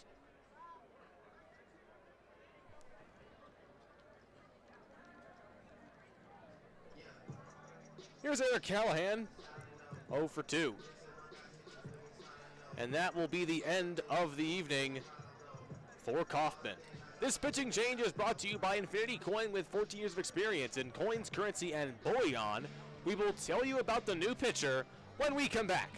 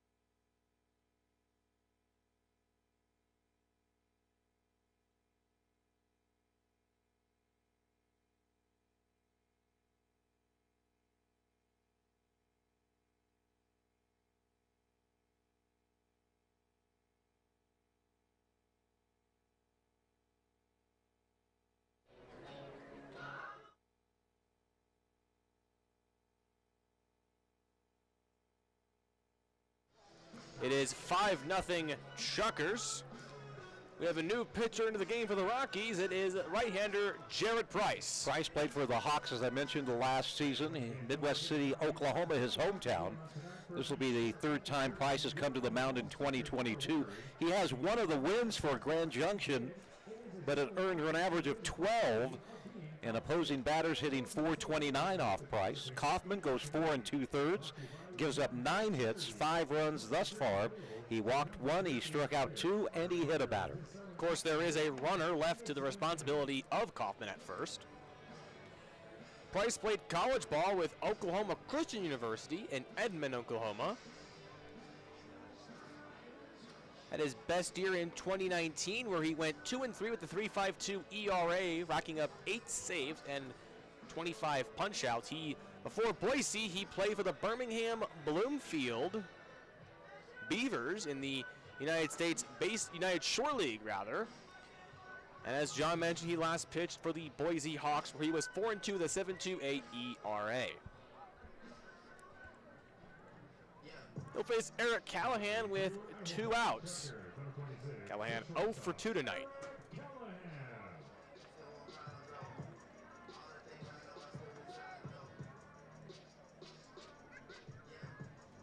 Don being held at first by Casey Peterson.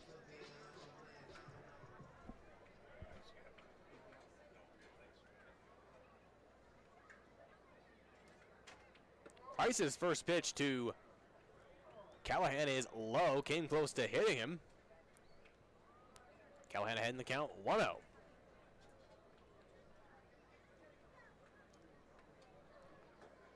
No activity in the Chukars bullpen. Looks like we'll see Jake Binder for the 6th inning. Next pitch is low, 2-0 the count.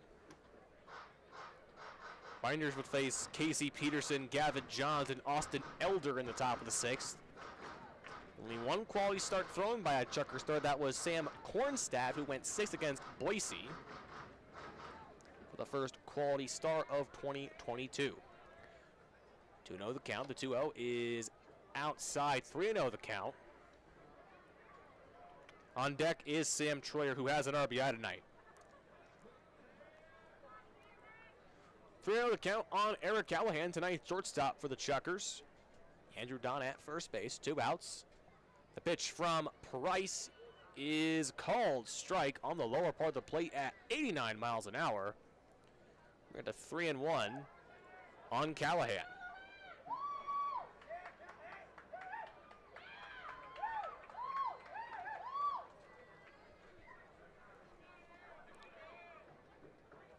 Don being held at first, wearing that black protective mitt on his right hand. That pitch is outside, ball 4.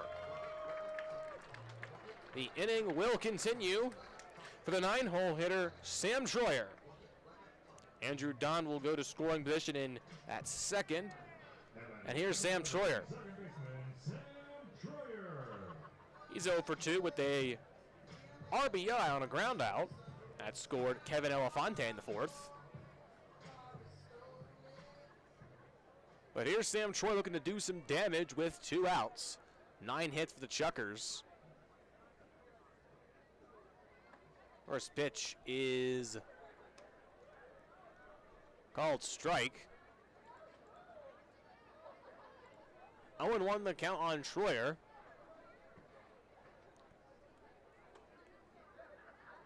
Don with a decent lead at second.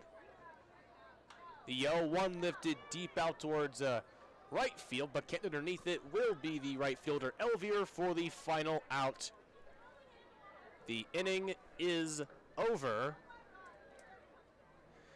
Chukars score a run on 2 hits, no errors, and 2 left on base. They lead 5-0. Here's Jake Byron for the 6th. Listen to Chukars baseball on KSPC.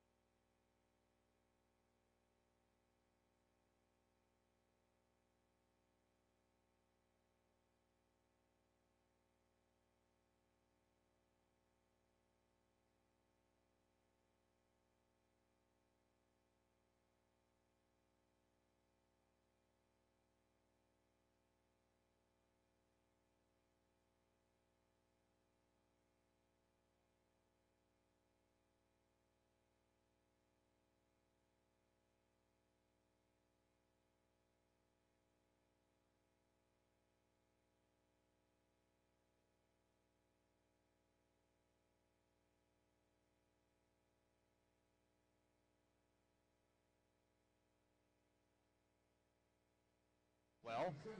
No runs from the Rockies on 5 hits. They've been able to get anything across against Jake Binder.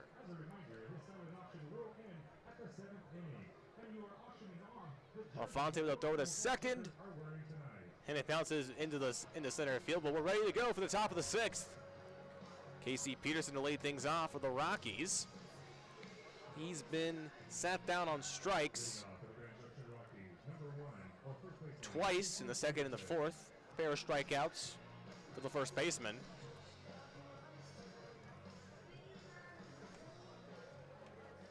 Binder, native of New York, Syracuse, New York, throws the sinking fastball, the cut fastball, made famous by Mariano Rivera, and the curveball. First pitch to Peterson is low. 1-0 the count. Start of the 4th quarter in San Francisco. The Warriors lead 92-87. Celtics trying to chip away at the lead in the NBA Finals. The 1-0 from Binder is low.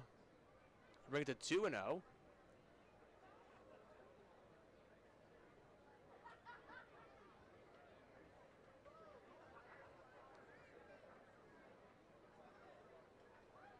A 2-0 from Binder is chopped foul towards the Chukars dugout. He'll miss Bob Milwaukee. 2-1 the count. Binder up to 69 pitches, 44 of them being strikes. A good outing so far. He's got the pitch count low. There is no activity in the Chukars bullpen. Binder delivers the 2-1. It is low. 3-1 the count on Peterson.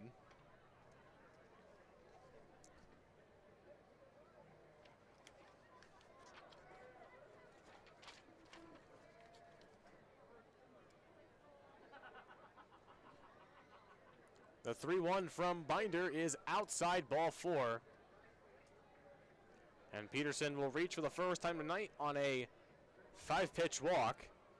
Here's Gavin Johns. He was hit by a pitch in the 2nd.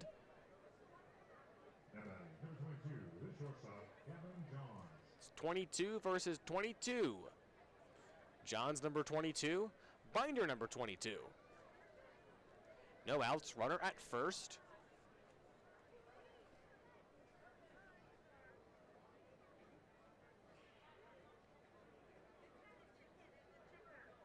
First pitch is off the knob of the bat of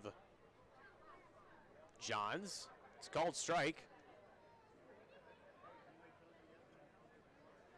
What are the odds of the ball getting fouled off the knob of the bat? 0-1 the count.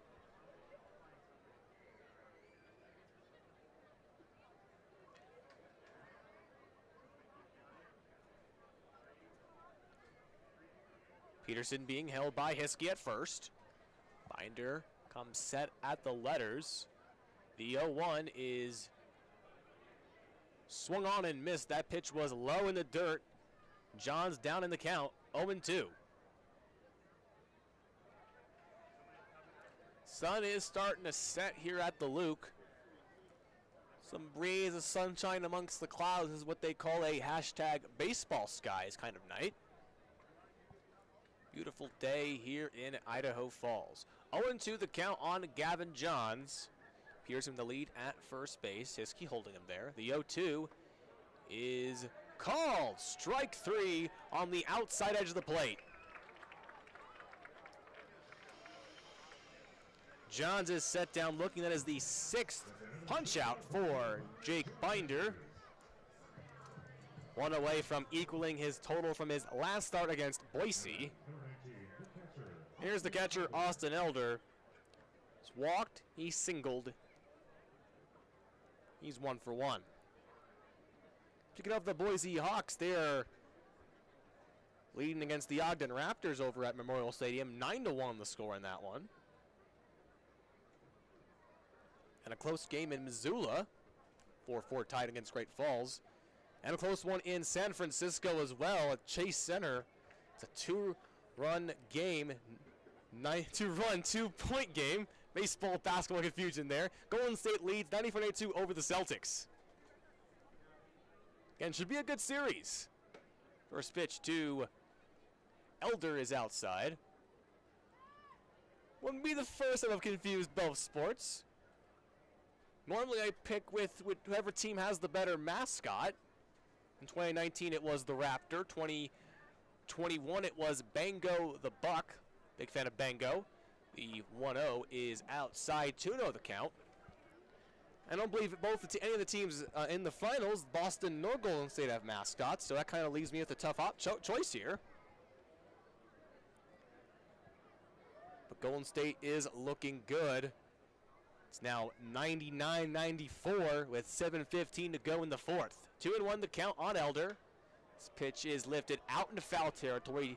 Dusty Stroup is chasing. It will not make the catch. A tough play for Stroup. As he lost it into the Idaho Falls sky. It's 2-1.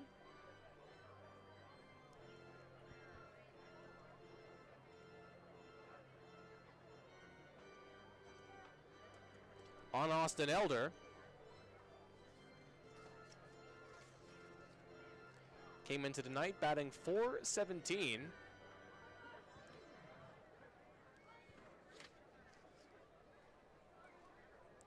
Runner at first. Binder hoping for a grounder for a double play. That next pitch is outside. 3-1 the count. Still no activity in the Chukars bullpen. Frankie Jezero is on deck.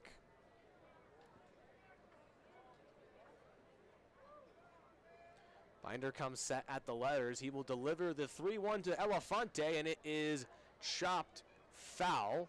It's fair for a bit. Elefante had the mask off. Little roll foul. Count is full.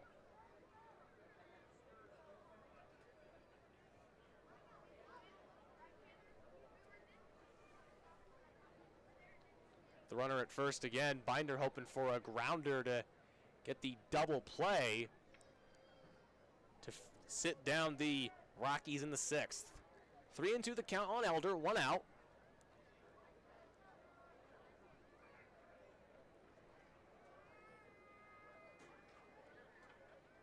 Binder comes set. The windup and the delivery is fouled out towards the bullpen. It'll find the picnic area. Count remains 3-2. 6 pitches this at bat. Binder up to 80 pitches here in the game. Again, looking to be the second starter to throw a quality start for the Chukars. Runner at first, 1 out. The payoff pitch from Binder is outside, ball 4. Peterson will go move to scoring position. The second walk issued by Binder, and here's the pitching coach, Bob Milacki. He'll call a quick board meeting to give some time for the Chukars reliever to start warming up. Frankie Jezero is on deck for the Rockies.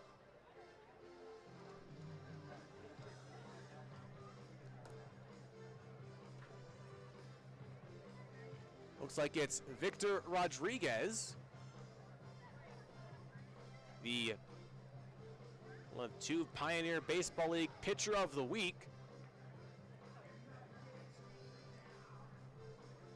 Tossed 1 inning in the opening game against the Rockies. The left-hander from Maracaibo, Venezuela, is getting ready in the bullpen. Hunter Hudson, the bullpen catcher for the Chukars. Home plate umpire Rick Daly will say, hey, let's get this game going. Binder rosens up the hand. And again, in will step Frankie Jezero to bat for the Rockies.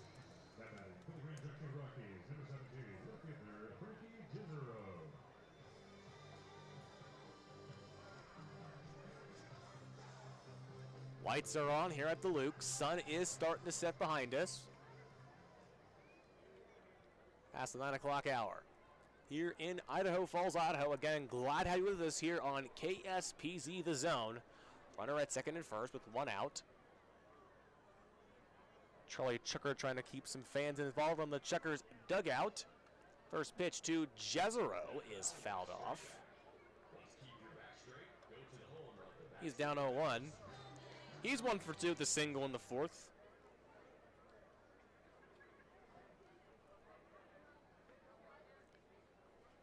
Jezero, native of Pittsburgh. Last played for the Ogden Raptors, played college ball for Slippery Rock University over in Slippery Rock, Pennsylvania.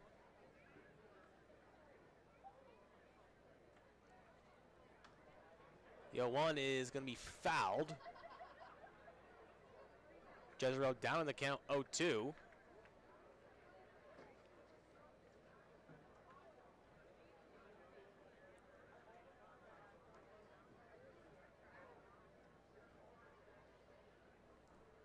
Jezero bats from the left side, lefty-righty matchup. Runner at second and first. First, a step off from Binder.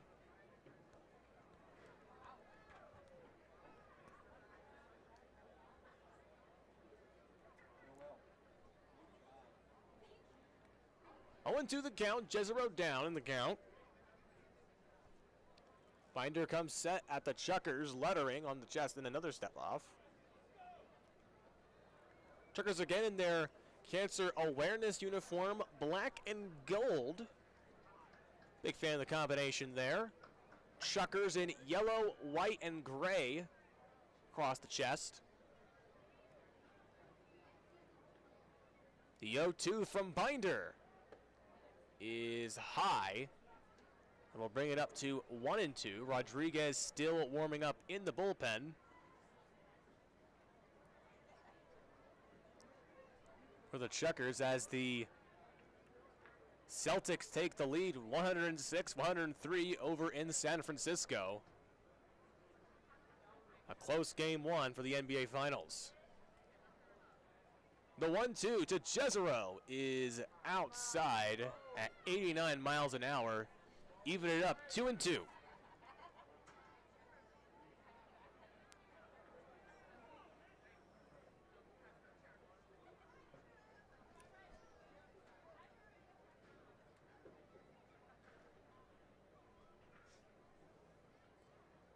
Runner at second and first. Binder with the 2-2. It'll be lifted out to left field. Phillips will be camped underneath it, and he'll make the catch for a needed second out. Peterson and Elder will remain at second and first, respectively. And then we'll step up Chris Vasquez.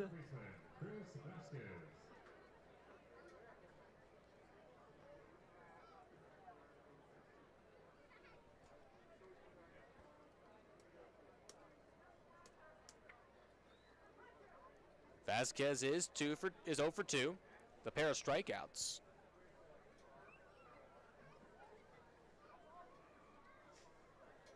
Binder looking to get to the end of the top of the fifth with Rodriguez in the bullpen. He is the pitcher of record for the Chuckers. Eligible for the win if the Chuckers can hold on. Meanwhile, Ari Kaufman is the pitcher of record for the Rockies, in the hook for the loss. First pitch is foul towards the bullpen. The Chuckers bullpen, that is.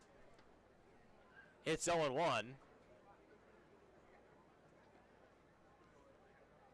Got to be alert when you're sitting over there in the bullpens. Of course, both bullpens are in foul territory here at Melaleuca Field, so always have to be on your toes.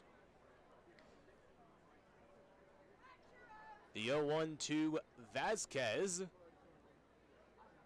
is chopped towards Callahan, and he'll make the throw to the second baseman, Schroyer, for the final out. Jake Binder has tossed the second quality start for a Chucker starter. He has tossed 6 innings of shutout ball. Listen to Chuckers Baseball on KSPZ.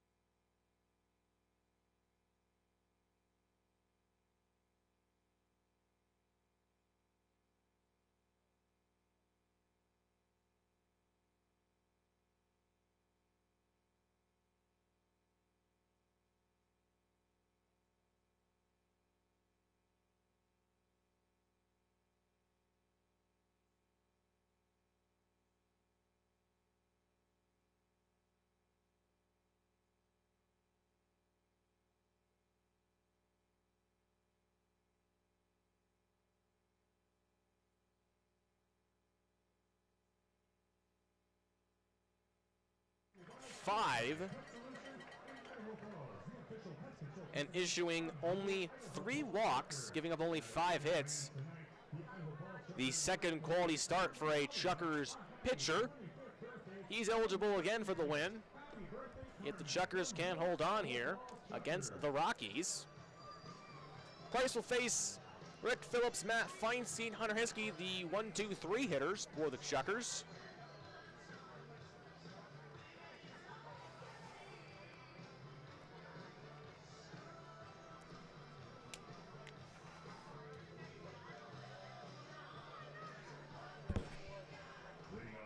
Here's Phillips. Phillips is 1 for 3 with a single in the 4th. The former Notre Dame Falcon, native of Reynoldsburg, Ohio, making his second start out in left field. First pitch to Phillips is inside at 89 on the radar gun. 1-0 the count.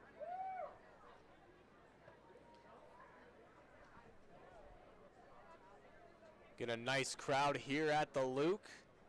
A little bit of rays of sunshine still out to the left of the Luke. That pitch is fouled off.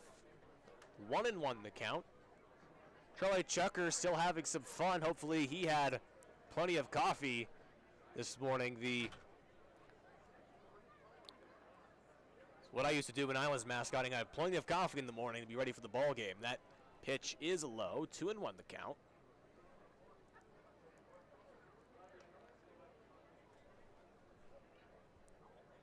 Matt Feinstein is in the on-deck circle for the Chucks.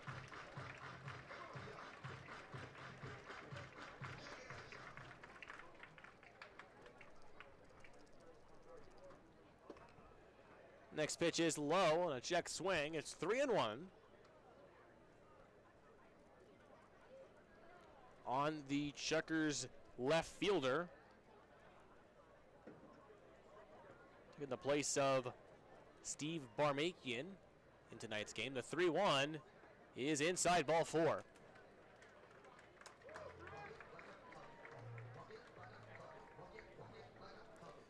Phillips will reach on a walk, and then will step Matt Feinstein.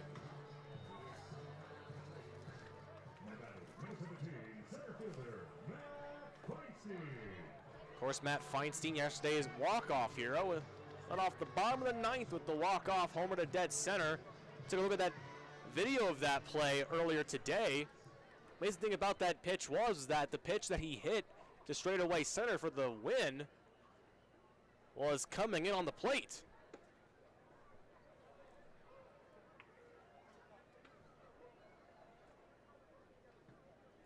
First pitch to Feinstein is low, 1-0 the count. Feinstein has reached on a walk. He's 1 for 2 with a single in the 4th. Phillips being held at first. That next pitch is outside. Will get away from the catcher, and Phillips will go to second on a wild pitch. It's 2-0 the count. The first wild pitch of the ball game, and it will advance Rick Phillips to second.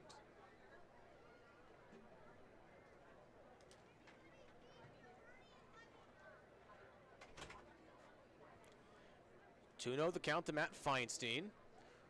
Runner in scoring position with no outs.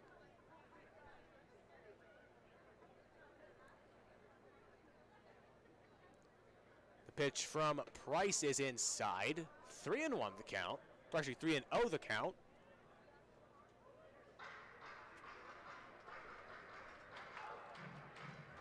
So 15 pitches thrown by Price, but only 4 of them being strikes, having some issues with his command since coming on for the starter, Ari Kaufman. The 3-0 to Feinstein in check swing, and they call it strike. They really went.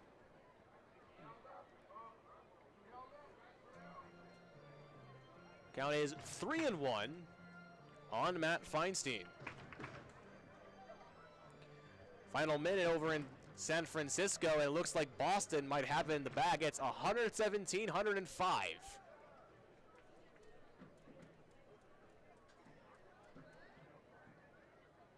The payoff pitch to Feinstein. Nope.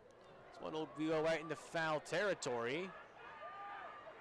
And that will find the seats. Look out. And a nice catch made on the bounce by a gentleman in the blue colored shirt. It'll bring the count full on Feinstein.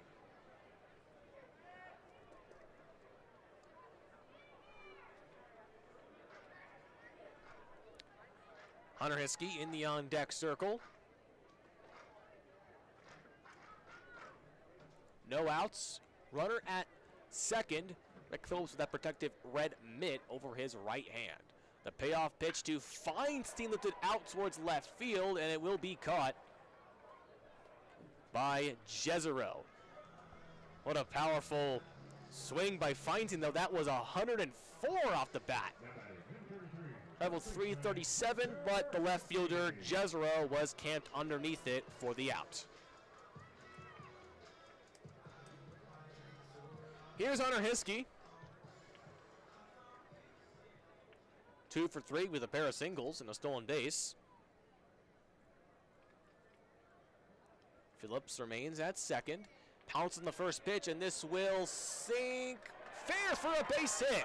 Phillips race around third. He's going to score, and Hiskey will go to second, hitting up a stand-up double with one out for Hunter Hiskey. It's 6-0 Chukars.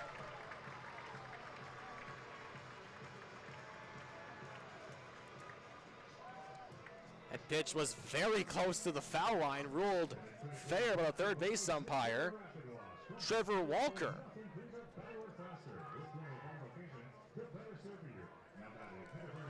Well, Calvin Estrada, a chance for the cycle. The hardest part to get is the triple, and that's what Calvin needs. He homered in the first, singled in the third, and doubled in the fifth. Find a gap someplace, Cal, and go meet Billy Gardner Jr. at third base. Big opportunity for Calvin. First pitch to Calvin is a called strike. That was a nasty breaking ball. 79. Hiskey now with 3 hits and Estrada with 3 hits. So the 3-4 hitters combined tonight are 6 of 7.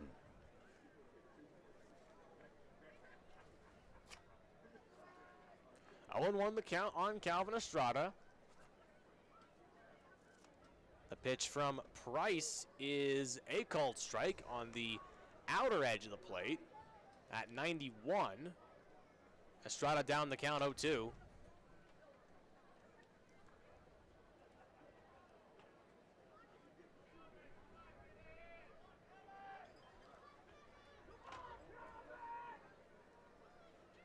Calvin down the count 0-2 with 1 out. Hiskey at second. The pitch from Price is inside.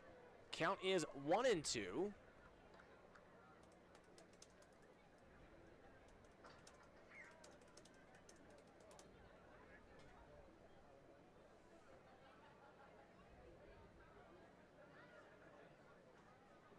Count is 1-2 on Estrada. The 1-2 from Price is going to be chopped towards the shortstop, Johns. The throw to first is in time. Hiskey will advance to third. Calvin will go to 3 and 4. He'll have another shot at the cycle. His next at bat. Still plenty of baseball left here at the Luke. And here's Andrew Don. He singled in the 5th.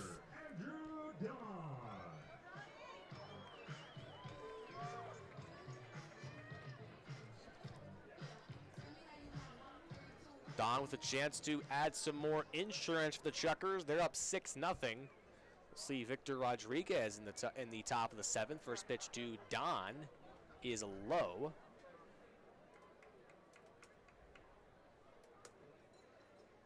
One no the count on Andrew Don. The former Eckerd College Triton has a light teal blue glove.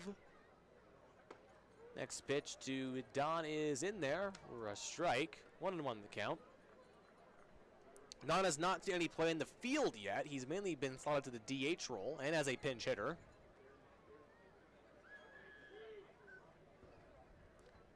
1-1 to Don is outside and low. Well, Celtics win game one. Golden State had a 15-point lead in the third quarter, but the Celtics blew them out. Boston wins in Golden State. They'll play game two soon. What a game by Boston. Should be a fun series rest of the way through for the NBA Finals. Don will ground the ball right to the shortstop Johns to throw to first in time for the out. The inning is over. Chukars score with 1 run on 1 hit, no error, and 1 runner left on base. We go top 7, listening to Chukars baseball on KSPZ.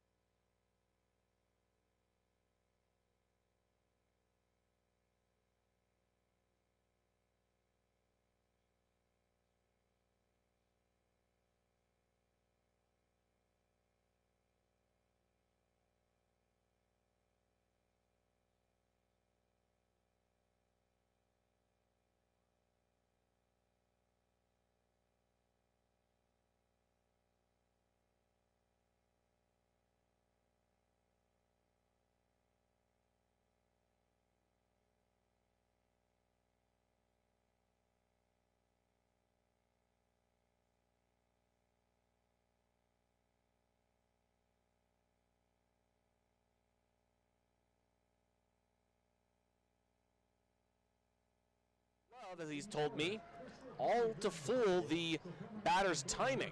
Of course, Romano was an outfielder drafted by the Chicago Cubs out of Long Beach State in the 31st round of the 2017 MLB draft. Played with the Arizona League Cubs in 2017 and with the Eugene Emeralds in 2018, the short season club. He became a pitcher in 2019, took a long transition to get to that point, playing for the T-Bones of Kansas City in the American Association, putting up a 1-0 record with an 0.82 ERA. His last game, he took over for Damon Ellis in Boise, tossing 3 innings and 1/3, giving up only 1 earned run and striking out 4. Well, we've had a good time in the booth giving away tickets to tomorrow night's ball game. Should be a fun one tomorrow. Yeah. First time around, just stop by and say hey. Those went in a hurry. First pitch to Manji is a called strike. The second set, wear a Chukars t-shirt or hat. In this last giveaway, anybody wearing a Major League Baseball cap, except a Boston Red Sox cap, would not count. This pitch is lifted out into center field. Right center, rather. Matt Feinstein making the catch for the out. A young gentleman came up with an Atlanta Braves cap, and another gentleman had a Veterans cap. He says that this is Major League, and I would have to agree, so he got 4 tickets to tomorrow night's game as well. Come swing by the booth. John has tickets. We're out now, but we'll do it again all season long every time we have Sand Hill Media Night here at the ballpark, which is tomorrow night.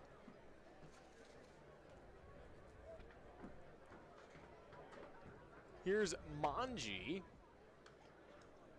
No, this is Nate Scantlin, rather.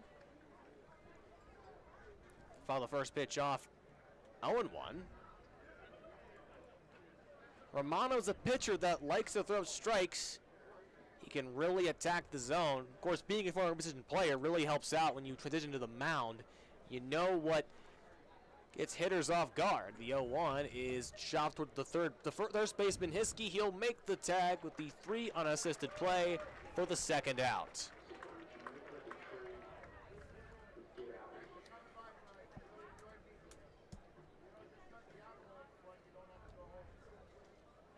Two up, 2 down for the Rockies, and will step Nico Popa.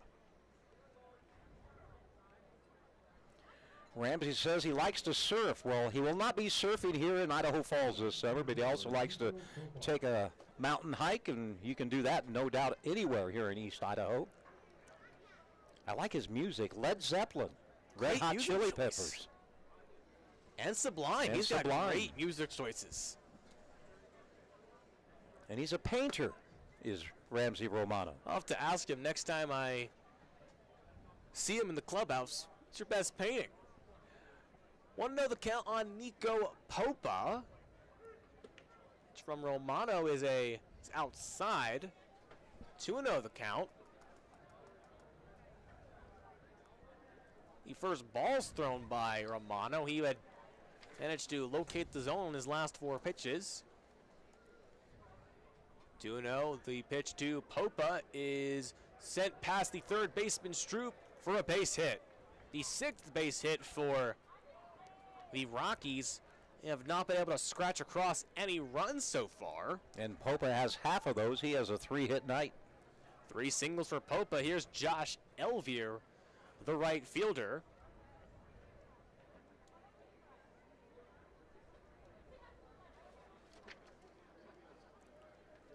Former checker Dallas Bender hit a home run tonight for Rocky Mountain. But of course, Rocky Mountain lost. They lost 13-7. The Northern Colorado Owls getting their 2nd straight win. Well, improved to 2-5. First pitch to Elvier is grounded foul.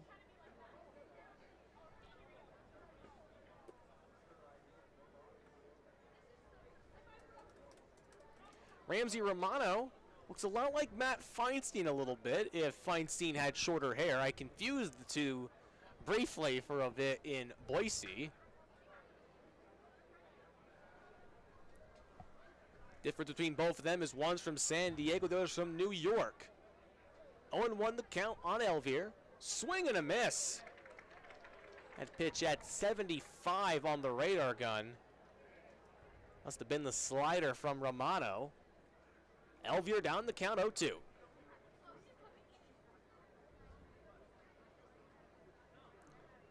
Hiskey not holding the runner. Popa at first. Romano looking him back. Set at the belt. The 0-2 is lifted, a little blooper. No, it'll be caught by the shortstop, Callahan. The inning is over. Ramsey Romano takes the bump for the Chukars, allows no runs on a walk, no hits, no errors, 1 run left on base. Listen to Chukars baseball on KSPZ.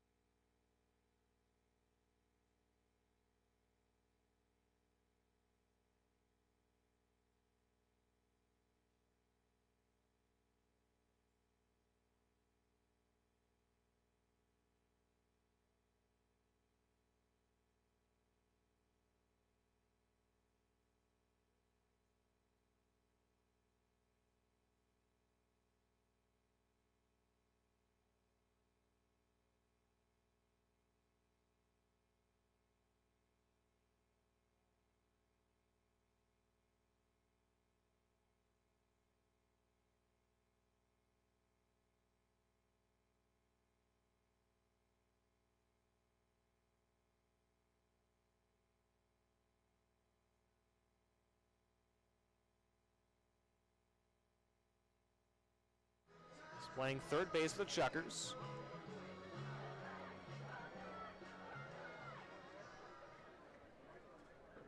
There is some activity over in the Chukars bullpen.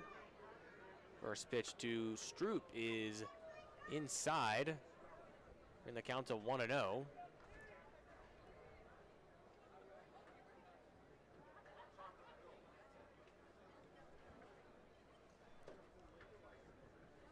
Next pitch to Stroup is low. 2-0 the count.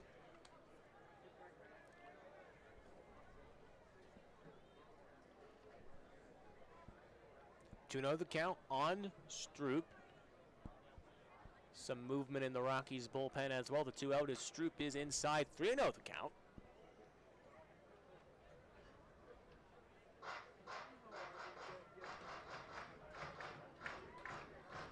Count is 3-0 on Stroup. He reached last in the first on a hit-by pitch. The 3-0 to Stroup will find the zone at 89 miles an hour. It's 3-1. Two right-handers warming up. Alex Fishberg is one, and starter Jack DeShinzo maybe just getting in some throwing. He's the scheduled starter for the Chukars on Saturday. Swing and a miss on the fastball from Price. Full count. Senzo is scheduled to start later in the week against the Rockies on the 5th of June. Probably just getting some warm-up throws. The payoff pitch to Stroup is inside, ball 4. Stroup will reach the second time tonight on a walk, and here's the catcher, Kevin Elefante.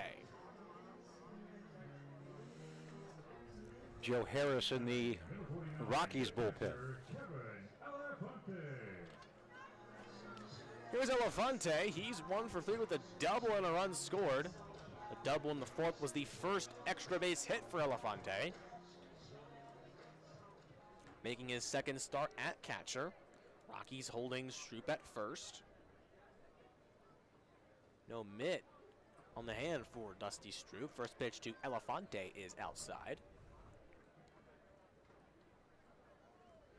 1-0 the count on Kevin. First to be called Kev.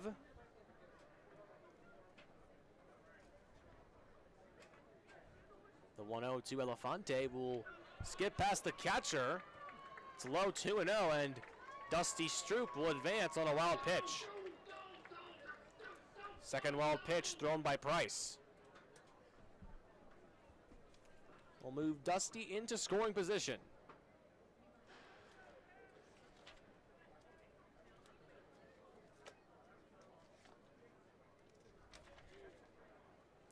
Next pitch looks like it hit him.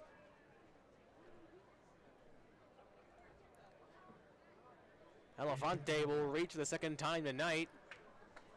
He'll go to first. A lot of folks hanging out right in front of the radio booth. That's where the auction is taking place for these game-worn jerseys the Chukars are selling off tonight to advance the cancer programs here in Idaho Falls. Going to a wonderful cause, and there's some nice jerseys, I will say. Black and gold. Fans, just a reminder, the silent auction for the jerseys the Chukars are wearing will be ending in 3 outs at the end of this inning. Here's Eric Callahan with nobody out. Runner at second and first. Callahan will swing at the first pitch, the low fastball. 0-1 on the Chukars shortstop. He's 0 for 2, reached on a walk in the 5th.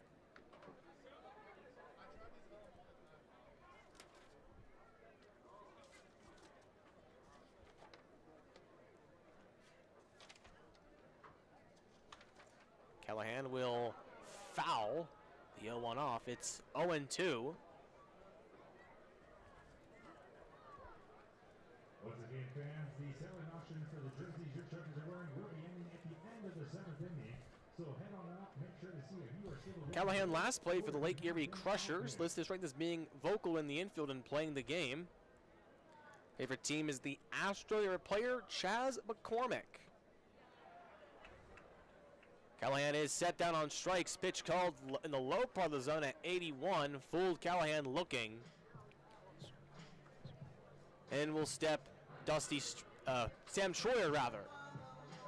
Now then, number 11, second baseman, Sam Troyer.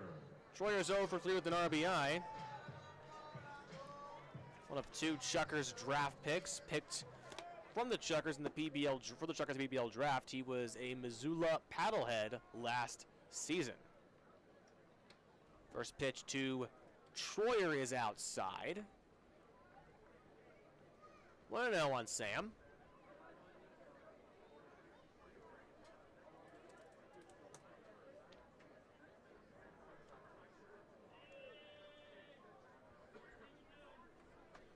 The 1-0 is swung on and missed. It was a check swing by Troyer. They rule he went. Is 1-1 on the Chukars' second baseman. He played third, but moved over to second for this game. 1-1 the count on Sam Troyer. Runner at second and first with 1 out. Troyer lifts this one out to right. Underneath it is Elvier, and he will make the catch for the out. Stroup tags up. He'll go to third.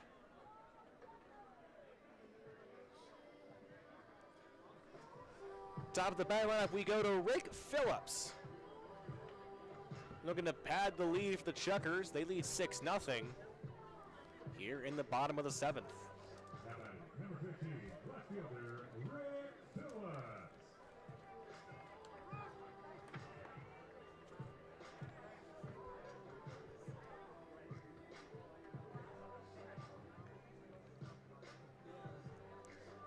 First, a little talk with the catcher, Elder and Price. Phillips is 1 for 3 with a single in the 4th. Advanced to third in the 6th, but was left stranded. First pitch to Phillips is a called strike. He's down 0-1. Phillips last year played for the Campesinos of the Maverick League. A rare bats right, throws left outfielder. He'll lift the 0-1, foul. Watching the 1-0 rather. It's now 1-1 the count. Lists his strength as speed hits defender, his weakness as he needs to continue strengthening his arm. Of course, the arm is a big factor for outfielders. The 1-1 is a low pitch, protected by Elder. Bring the 2-1. Matt Feinstein on deck. Favorite team, the Atlanta Braves. Favorite player, Ronald Acuna Jr. Enjoys video games and working out. Big fan of G. Herbo and Drake. 2-1 the count. Runner at third and first. It looks like Rick Daly will have a conversation with the first base umpire, Shane Proctor. Not sure what the conversation's about, but the catcher Elder having a conversation with Daly.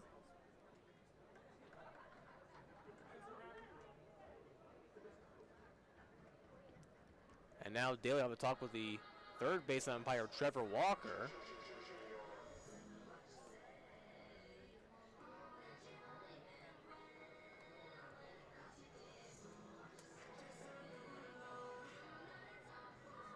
Was it arguing a pitch on the outside, maybe? Quick peek on the major leagues. The Yankees swept the Angels. Jamison tie-in with the perfect game bid. Dodgers lead the Mets 1-0. Detroit beat Minnesota 3-2. The Rays beat the Rangers 3-1. Toronto beat the White Sox 8-3. We'll have more major league scores on our post-game wrap-up show. 2-1 the count on Rick Phillips. Runner at first and third.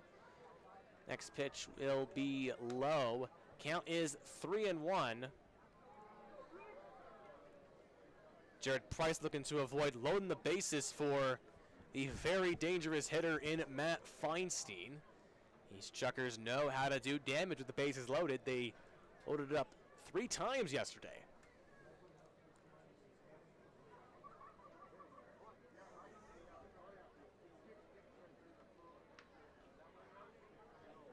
The pitch to Phillips is low.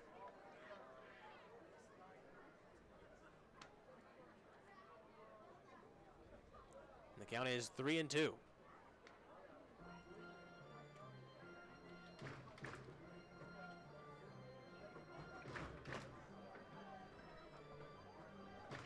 Again, bottom 7, Chukars leads 6-0. The payoff pitch is swung on and missed as Phillips is sat down on strikes.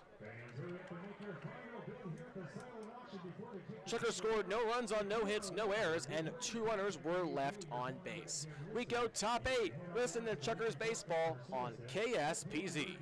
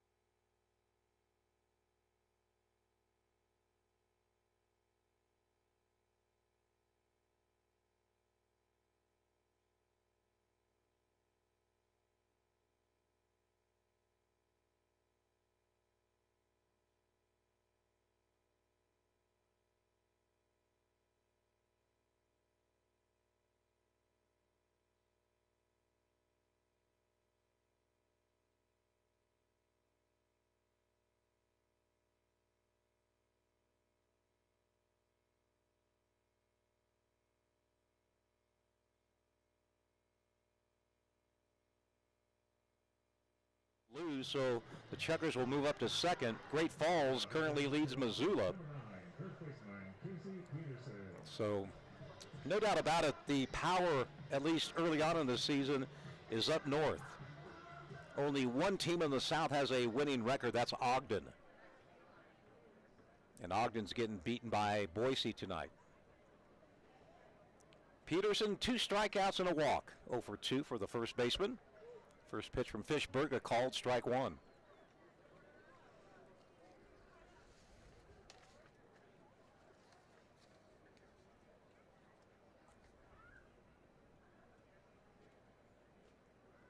The 0-1 pitch on the way. Going to be a line drive right at the second baseman. Troyer did not have to move. And that's allowed out for out number 1. For what it's worth, don't want to jinx the Chukars, but a shutout in the Pioneer League is a very rare thing. Here's Gavin Johns, hit by a pitch, grounded to second, and he struck out looking. Number 22, Gavin Johns.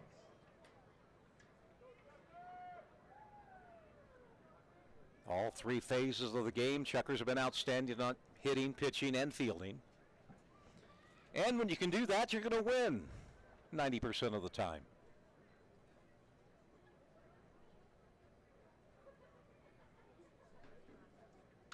There's a high pop-up. It's going to make the stands. Lands right in front of us. And the gentleman makes the catch and gives the ball to his wife. Hopefully it's wife, not his girlfriend. Well, we won't go there. 0-1 the count. 1 out. Checkers in the bottom of the 8th will have Feinstein, Hiskey, and Estrada. So Calvin Estrada will still have another chance for the cycle. Another very rare event in baseball.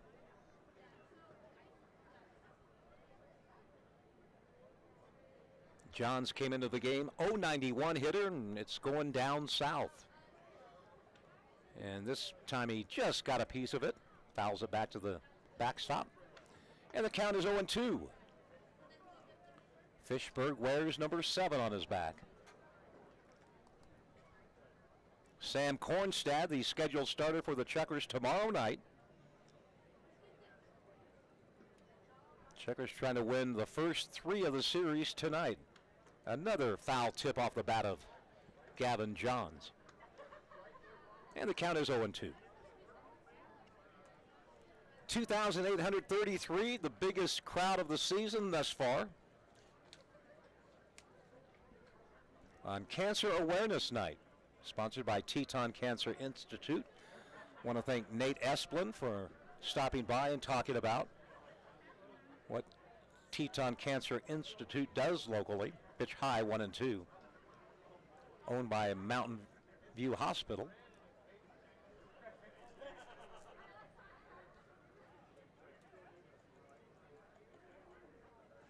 Kevin Green chatting with D.G. Elmore of the Elmore Sports Group. 1-2. Oh, just got a piece of it again.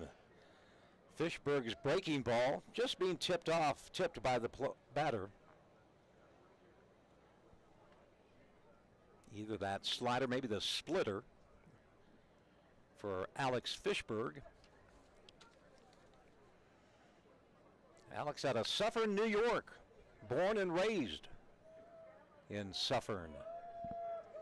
The kick and the 1-2 pitch, that's high, 2-2.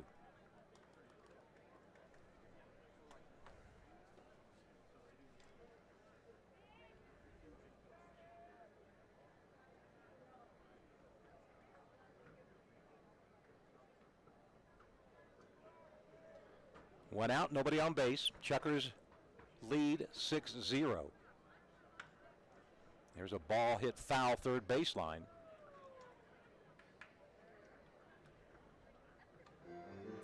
Suffern, New York, located 31 miles northwest of Manhattan.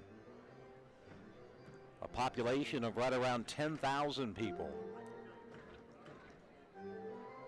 And right now in Suffern, New York, it's 3 minutes till midnight.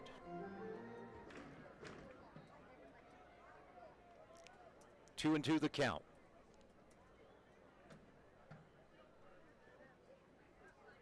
Here's the pitch.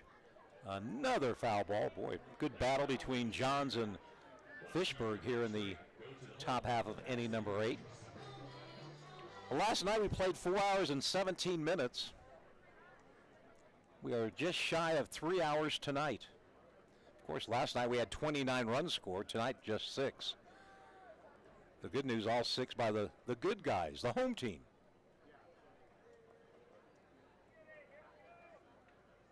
Fishberg stares into Elefante with that right arm dangling by his side. And the 2-2 on the way, a swing and a miss. That must have been that slider by Fishberg. Out number 2, and here's Austin Elder. Elder has one of the 6 base hits for the Rockies tonight. Nico Popa has 3 of the 6. Meanwhile, for the Chukars, Hunter Hiskey, Calvin Estrada with both having 3 hit nights tonight. And they'll get one more crack at it in the bottom half of inning number 8. Left-handed hitter is Elder. Pitch comes inside for a ball.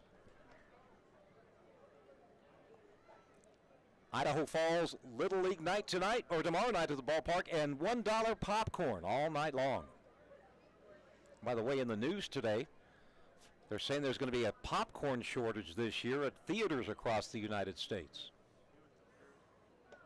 That pitch low, ball 2. So I guess they found baby formula. Now they need to find some popcorn as gas prices continue to climb. They showed some guy in California, $8 a gallon he was selling it for. And people, yep, they were buying it.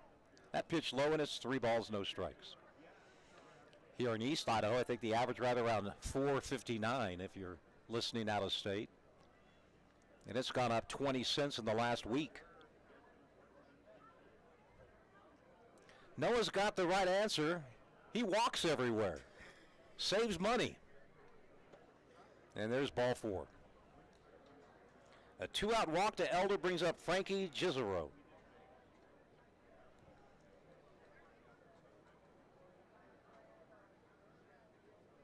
And we'll check scores from the Pioneer League, the major leagues. A couple of former Chukars had good nights tonight. We'll talk about that on our Westmark Credit Union Burger Theory post-game show. I'm feeling a on-the-field interview with Noah and our player of the game tonight, so stick around for that if you're here at the ballpark.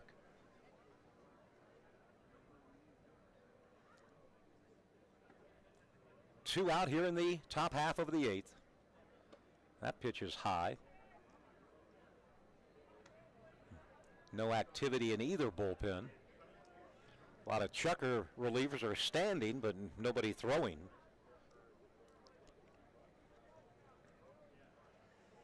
The count 1-0 on the switch hitting left fielder.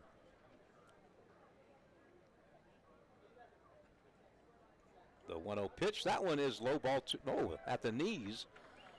And as we look at TrackMan, good call by the home plate umpire. Just caught the bottom of the strike zone. 1-1. Tell you what, watching TrackMan and where the balls land in the zone, ball or strike, these amateur umpires have been pretty darn good. 1-1 pitch, swing and a miss on a fastball at 91. And it's 1-2.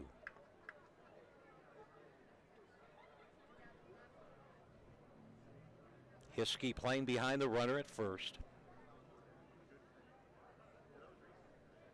Elder's not going anywhere, I promise you. Alex comes set. Letter high. And the pitch is a swing and a miss. Strike 3, and that'll do it for the Rockies in the 8th. No runs, no hits, no errors. 1 man left. We go to the bottom half of the 8th inning. Chukars on top by a 6-0 score.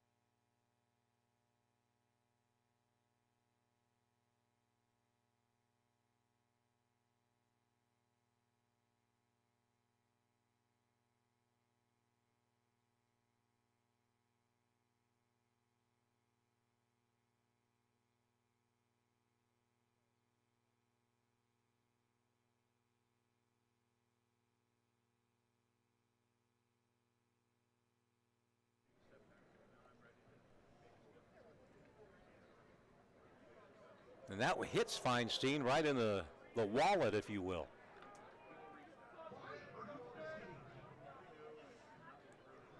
So Matt takes one below the belt.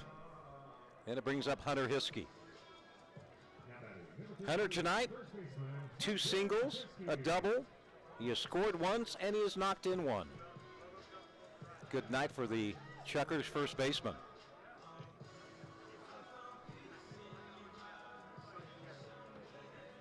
Again, the Chukars scored 3 on the Estrada home run in the first, and they have yet to look back. Outstanding pitching by the 3 hurlers thus far. And Hunter takes a mighty hack and fouls it back.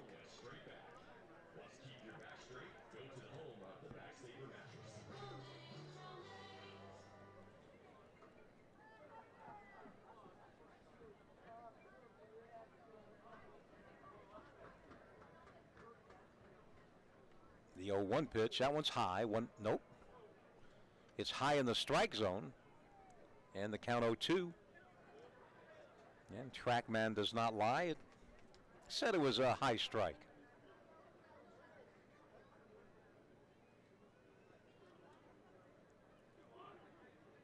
That one is outside. 1 ball, 2 strikes. Feinstein at first base, nobody out.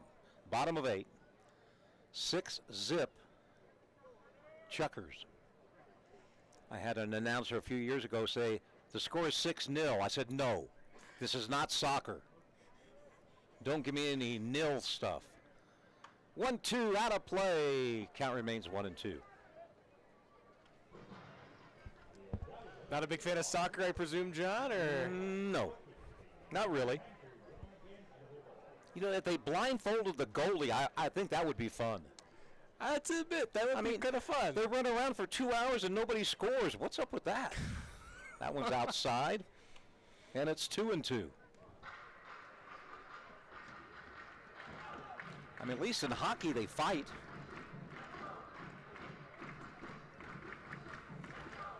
Harris working to Hiskey. The 2-2 pitch. That fastball is outside, and the count now full. It was 0-2. Now it's 3-2.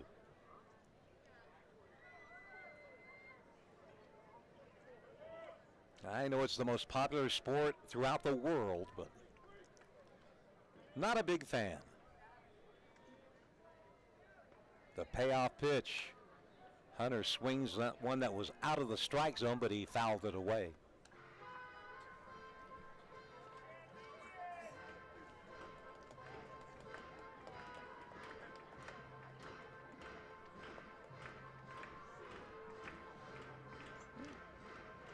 Some more fans hanging around tonight than they did last night, although last night we were in about the 6th inning right now. Feinstein takes the lead. 3-2 pitch to Hunter. Going to be a ball that's fielded by the first baseman. They get the put out at first. Of course, the first out goes to first base. They got to tag Feinstein. They did not make the tag in time, so Matt goes to second. Hiskey grounds out 3 unassisted. And it brings up Calvin Estrada. Home run, single, double. Still looking for that 3-bagger, Calvin.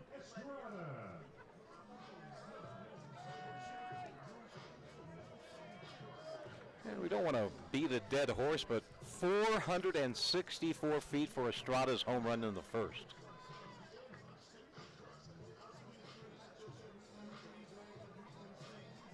Coming up in the 9th for the Rockies, they'll have their 8, 9, and 1 hitters.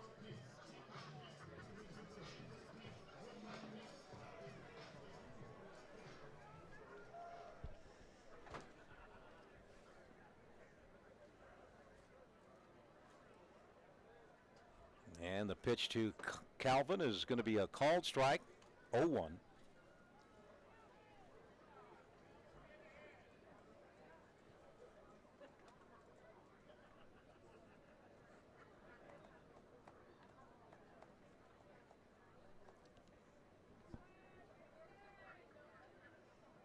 Next pitch. That one is high, and it's 1 ball, 1 strike.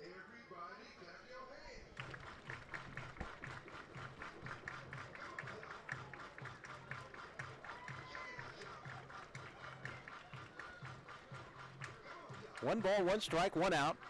Feinstein the runner at second as we try to wrap this thing up tonight. This ball hit to right field. This could be a triple. It drops right in front of the wall. Calvin's going to go for 2. Why not Calvin go for 3? Oh, he's going to stay at second with a double. Heck, I would have gone for it. Estrada's 4th hit of the night. He's now 8 for 13 in this series. Man, what a series it's been for Estrada. And another RBI 4 tonight. He had 3 last night. Here's Andrew Don, 1 for 4.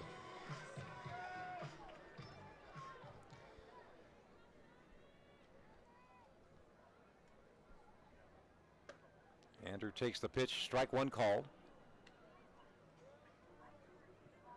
Estrada is en fuego for the Chukars.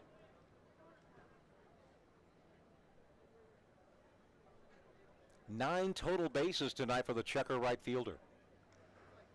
And this one's fouled back to the netting by Andrew Don. He's down 0-2. Let's keep your back straight. Go to the home run, the Backstater mattress.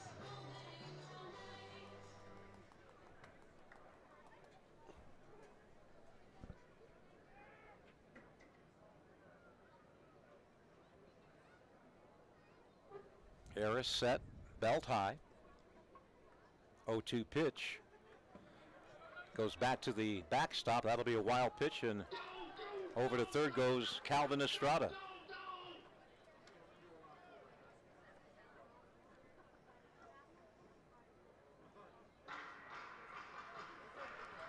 Well, Andrew Dunn has a chance to pick up an RBI. Last season, Andrew knocked in 71 for the Chukars. Infield comes in. Why? Practice, maybe.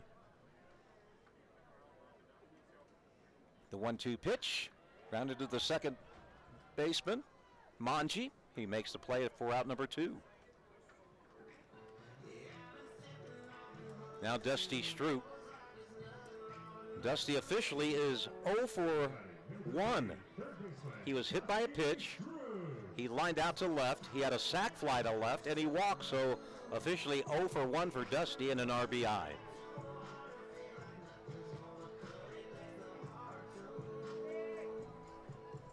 Seven, 11, and 0 for the Chukars. 0-6 and 0 for the Rockies. Your line score up to the moment. And that one paints the outside corner. Called strike 0-1.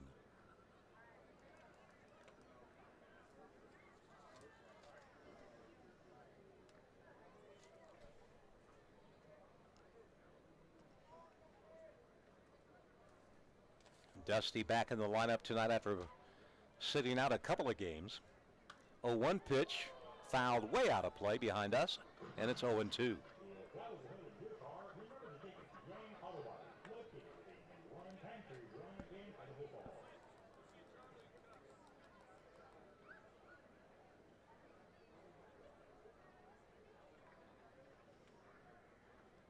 Estrada, the runner at third. 1 run in here in the 8th.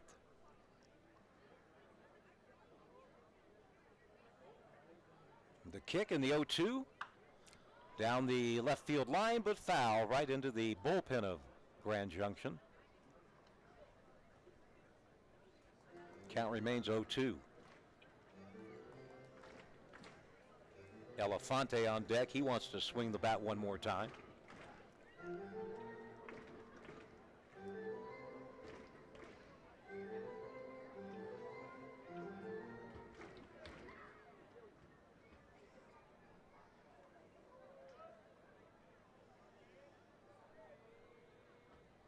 Harris working to Stroup. That one in the dirt, blocked by Elder.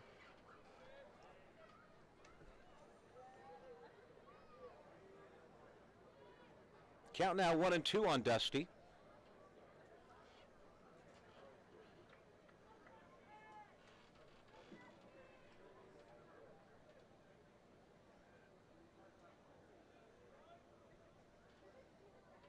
Harris comes set. The 1-2 pitch is called. Strike 3 outside corner. That'll do it for The Chucks in the 8th, they score 1 run on 1 hit. No errors, 1 runner left on base. We go to the top of the 9th, Chukars 7 and the Rockies nothing.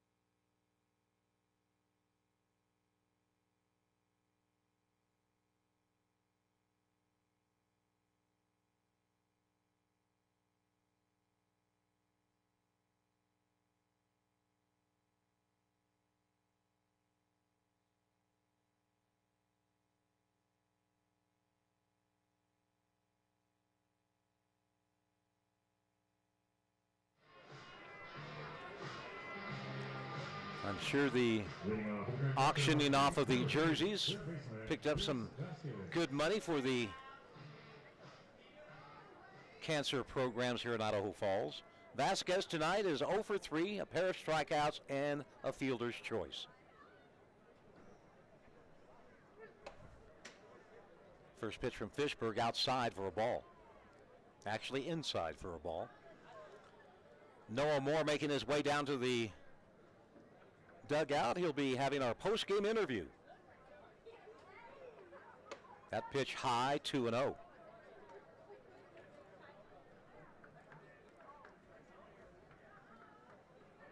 Chukars looking for their 3rd straight win and trying to go 6-2 to start the season. The 2-0 pitch from Fish. Inside, ball 3. Well, 3 straight fastballs out of the zone by Alex.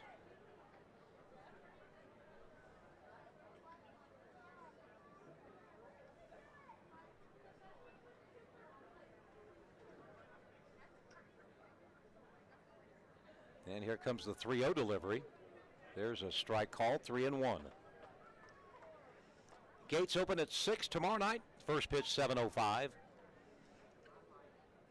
Idaho Falls Little League night and dollar popcorn night. The 3-1 called strike.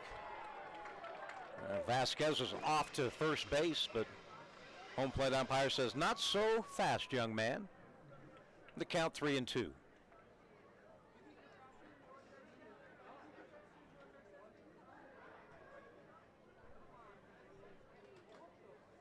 Fishberg looks in, comes set. Payoff pitch, 3-2. High, ball 4. So Vasquez gets the walk anyway. Second walk issued by Alex Fishberg. Jake Binder, the starter, 6 innings, 5 hits, and no runs. Walked only 2 and struck out 5. Here's Alex Monge, former Chucker.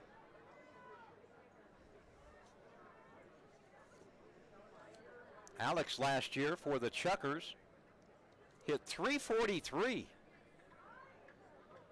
Then he went to Grand Junction,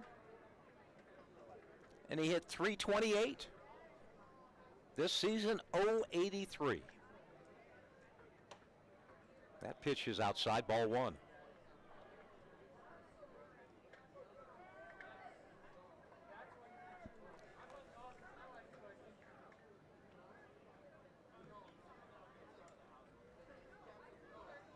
One to know the count.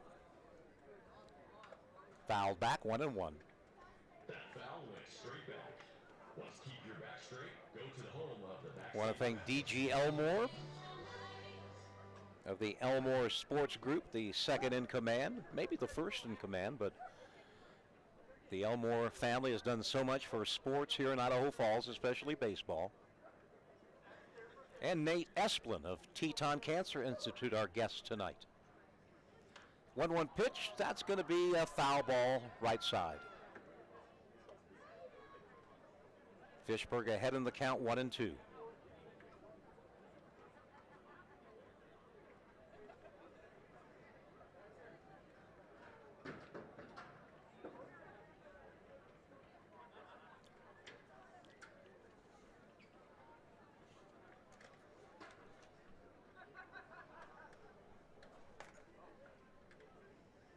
Here's the 1-2 delivery.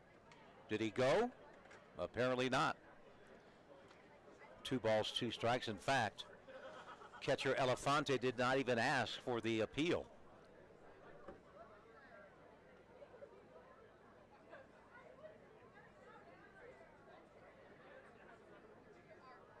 Two and two the count on Manji. And this one goes off the netting above the Chukars dugout.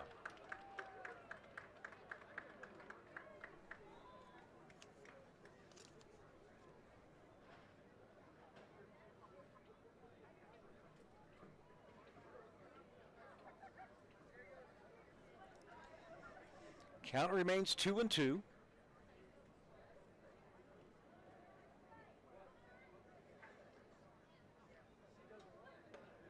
And that pitch called strike 3 for out number 1.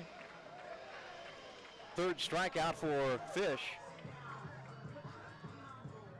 And here is Nate Scantlin, leadoff hitter. 1 for 4 in tonight's game.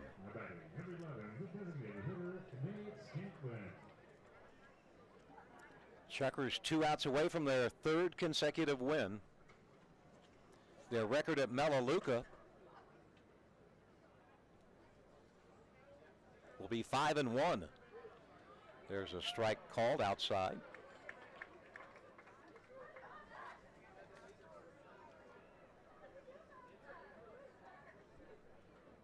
Scantlin with a single in tonight's game. He's 3 for 12 in the series. And that pitch outside, 1 ball, 1 strike.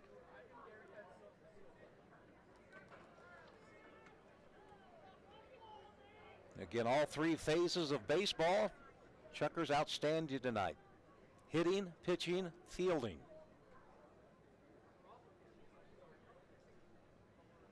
The 1-1 pitch. Fishberg to Scantlin. Swing and a miss, and it's 1-2.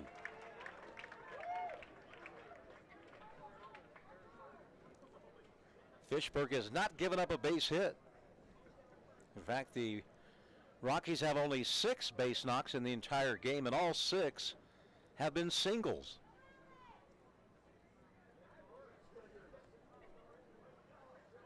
The 1-2 pitch on the way, that's low, 2-2.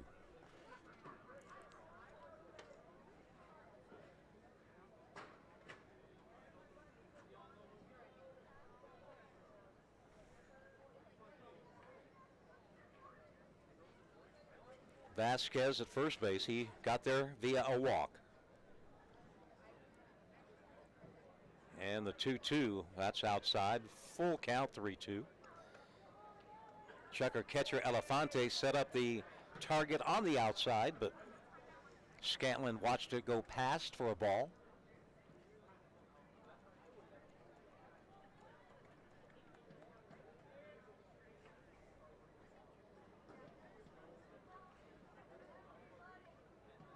3-2. Ball hit to center field. Feinstein going back to the wall, and he's going to make the catch. Boy, we talk about the offensive Matt Feinstein, but he plays an outstanding center field. Scantlin hit that about 385 feet. Needed to hit it 390, and there's 2 away.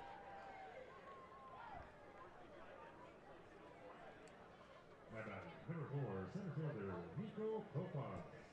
Here's Nico Popa. He's had a good game. He's 3 for 4. Has half of his team's hits tonight.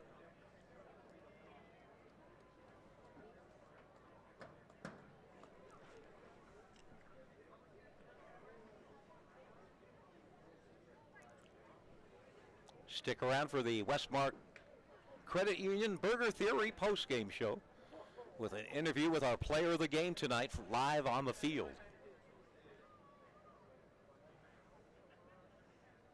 And Popa fooled on that pitch. Sort of a half swing. 0-1 the count. That was that splitter that Fishberg likes to throw. Not a save opportunity for Alex.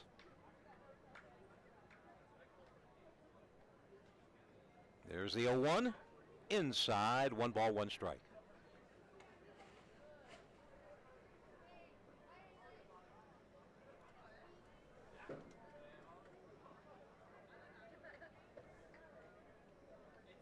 One and 1, 2 outs.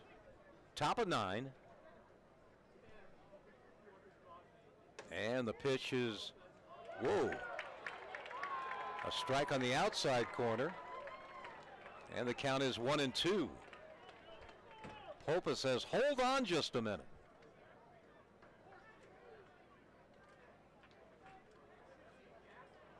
Just watching the Calvin Estrada home run on local News 8 right now. Talk about a no-doubter.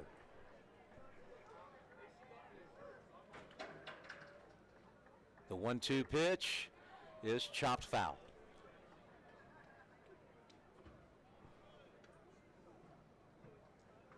It went over the scoreboard in left field.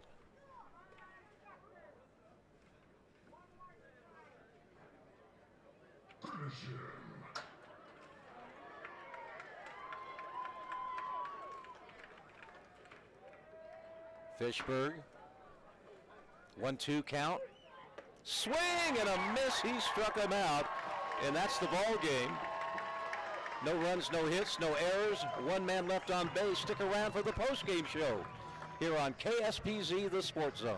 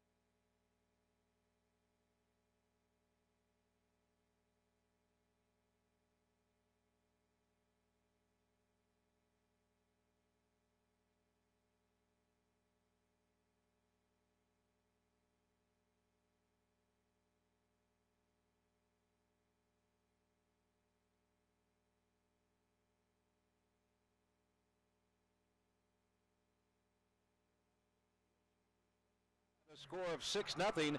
Time for our interview with the player of the game. Let's go down to Noah Moore. All right, John. All right, Chukars fans. I'm here with the starting pitcher, the winning pitcher, Jake Binder. He tosses 6 innings, shutout ball. What was working so well for you tonight? Earlier in the game, location was better than later in the game, but cutters and sinkers were working well. Try to get out of counts early. Later in the game, a few walks hurt me to get the pitch count up, but overall I was happy with tonight. You're in your second year here in Idaho Falls. How does this team feel different from last year? Well, right now, we were hot in the beginning last year, and that's, doing the same thing all over again, so it's good to be off to a hot start. But we got a lot of baseball left to play. Jake, how are you liking Idaho Falls? What do you think of the Chukars faithful fans here?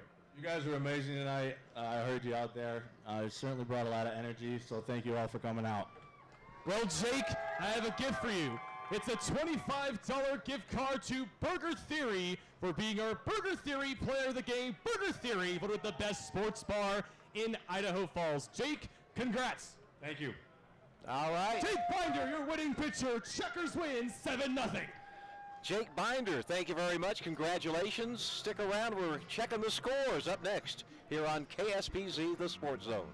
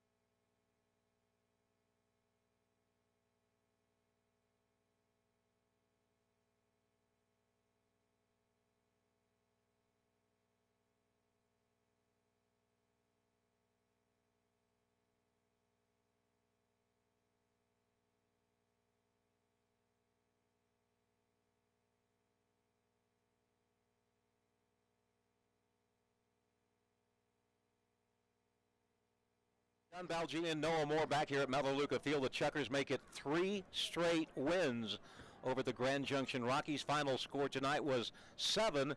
Chukars scored 3 in the first on the Calvin Estrada home run, and they did not look back. So, again, Chukars win their 3rd straight. Time to check some scores here on this Thursday night. First off, a couple of ex-Chukars had good nights in the Kansas City minor league chain. Tyler Tolbert, he was on that 2019 championship team for Idaho Falls. He went 3 for 5 in Quad Cities tonight. And Brewer Hicklin, a member of the 2017 team, was 2 for 4 with 3 RBI and his 6th home run for Omaha in AAA. By the way, Brewer Hicklin did get a call up to the Big League Royals earlier this month. So anyway, Tyler Tolbert and Brewer Hicklin, former Chukars, with good games tonight in the Royals affiliation system. Now here's Mr. Noah Moore with the Major League scoreboard. Well, the biggest baseball story was with the New York Yankees and the LA Dodgers. The Yankees sweep the Angels in a doubleheader. Aaron Judge with his 19th home run in the first game. In the second game, it was Jamison Talion who had a perfect game bid up until the start of the 8th. A great outing for Talion. So gets the win 2-1. The Dodgers are leading the Mets 2-0. The Detroit Tigers lead the Minnesota Twins 3-2. Rays lead the Rangers 3-1. Toronto leads the Chicago White Sox 8-3. The Reds beat up on the Nationals 8-1. The Miami Marlins beat the San Francisco Giants 3-0, or nothing rather. The Seattle Mariners win an extra 7-6. You're playing with me now, aren't you? Maybe a little bit. The Milwaukee Brewers beat the Padres 5-4. Chicago Cubs beat the St. Louis Cardinals 7-5. Atlanta really put a lot of runs on the board in Colorado. 2 grand slams by Travis d'Arnaud. Wow. They win 13-6. That's your major league scores for now. In Pioneer League, it was Northern Colorado 13, Rocky Mountain 7. Billings beat Glacier 13-1. Great Falls over Missoula 11-6. The Raptors leading the Hawks in the 9th 9-4. And here at Melaleuca, the Chukars with a 7-0 win over Grand Junction.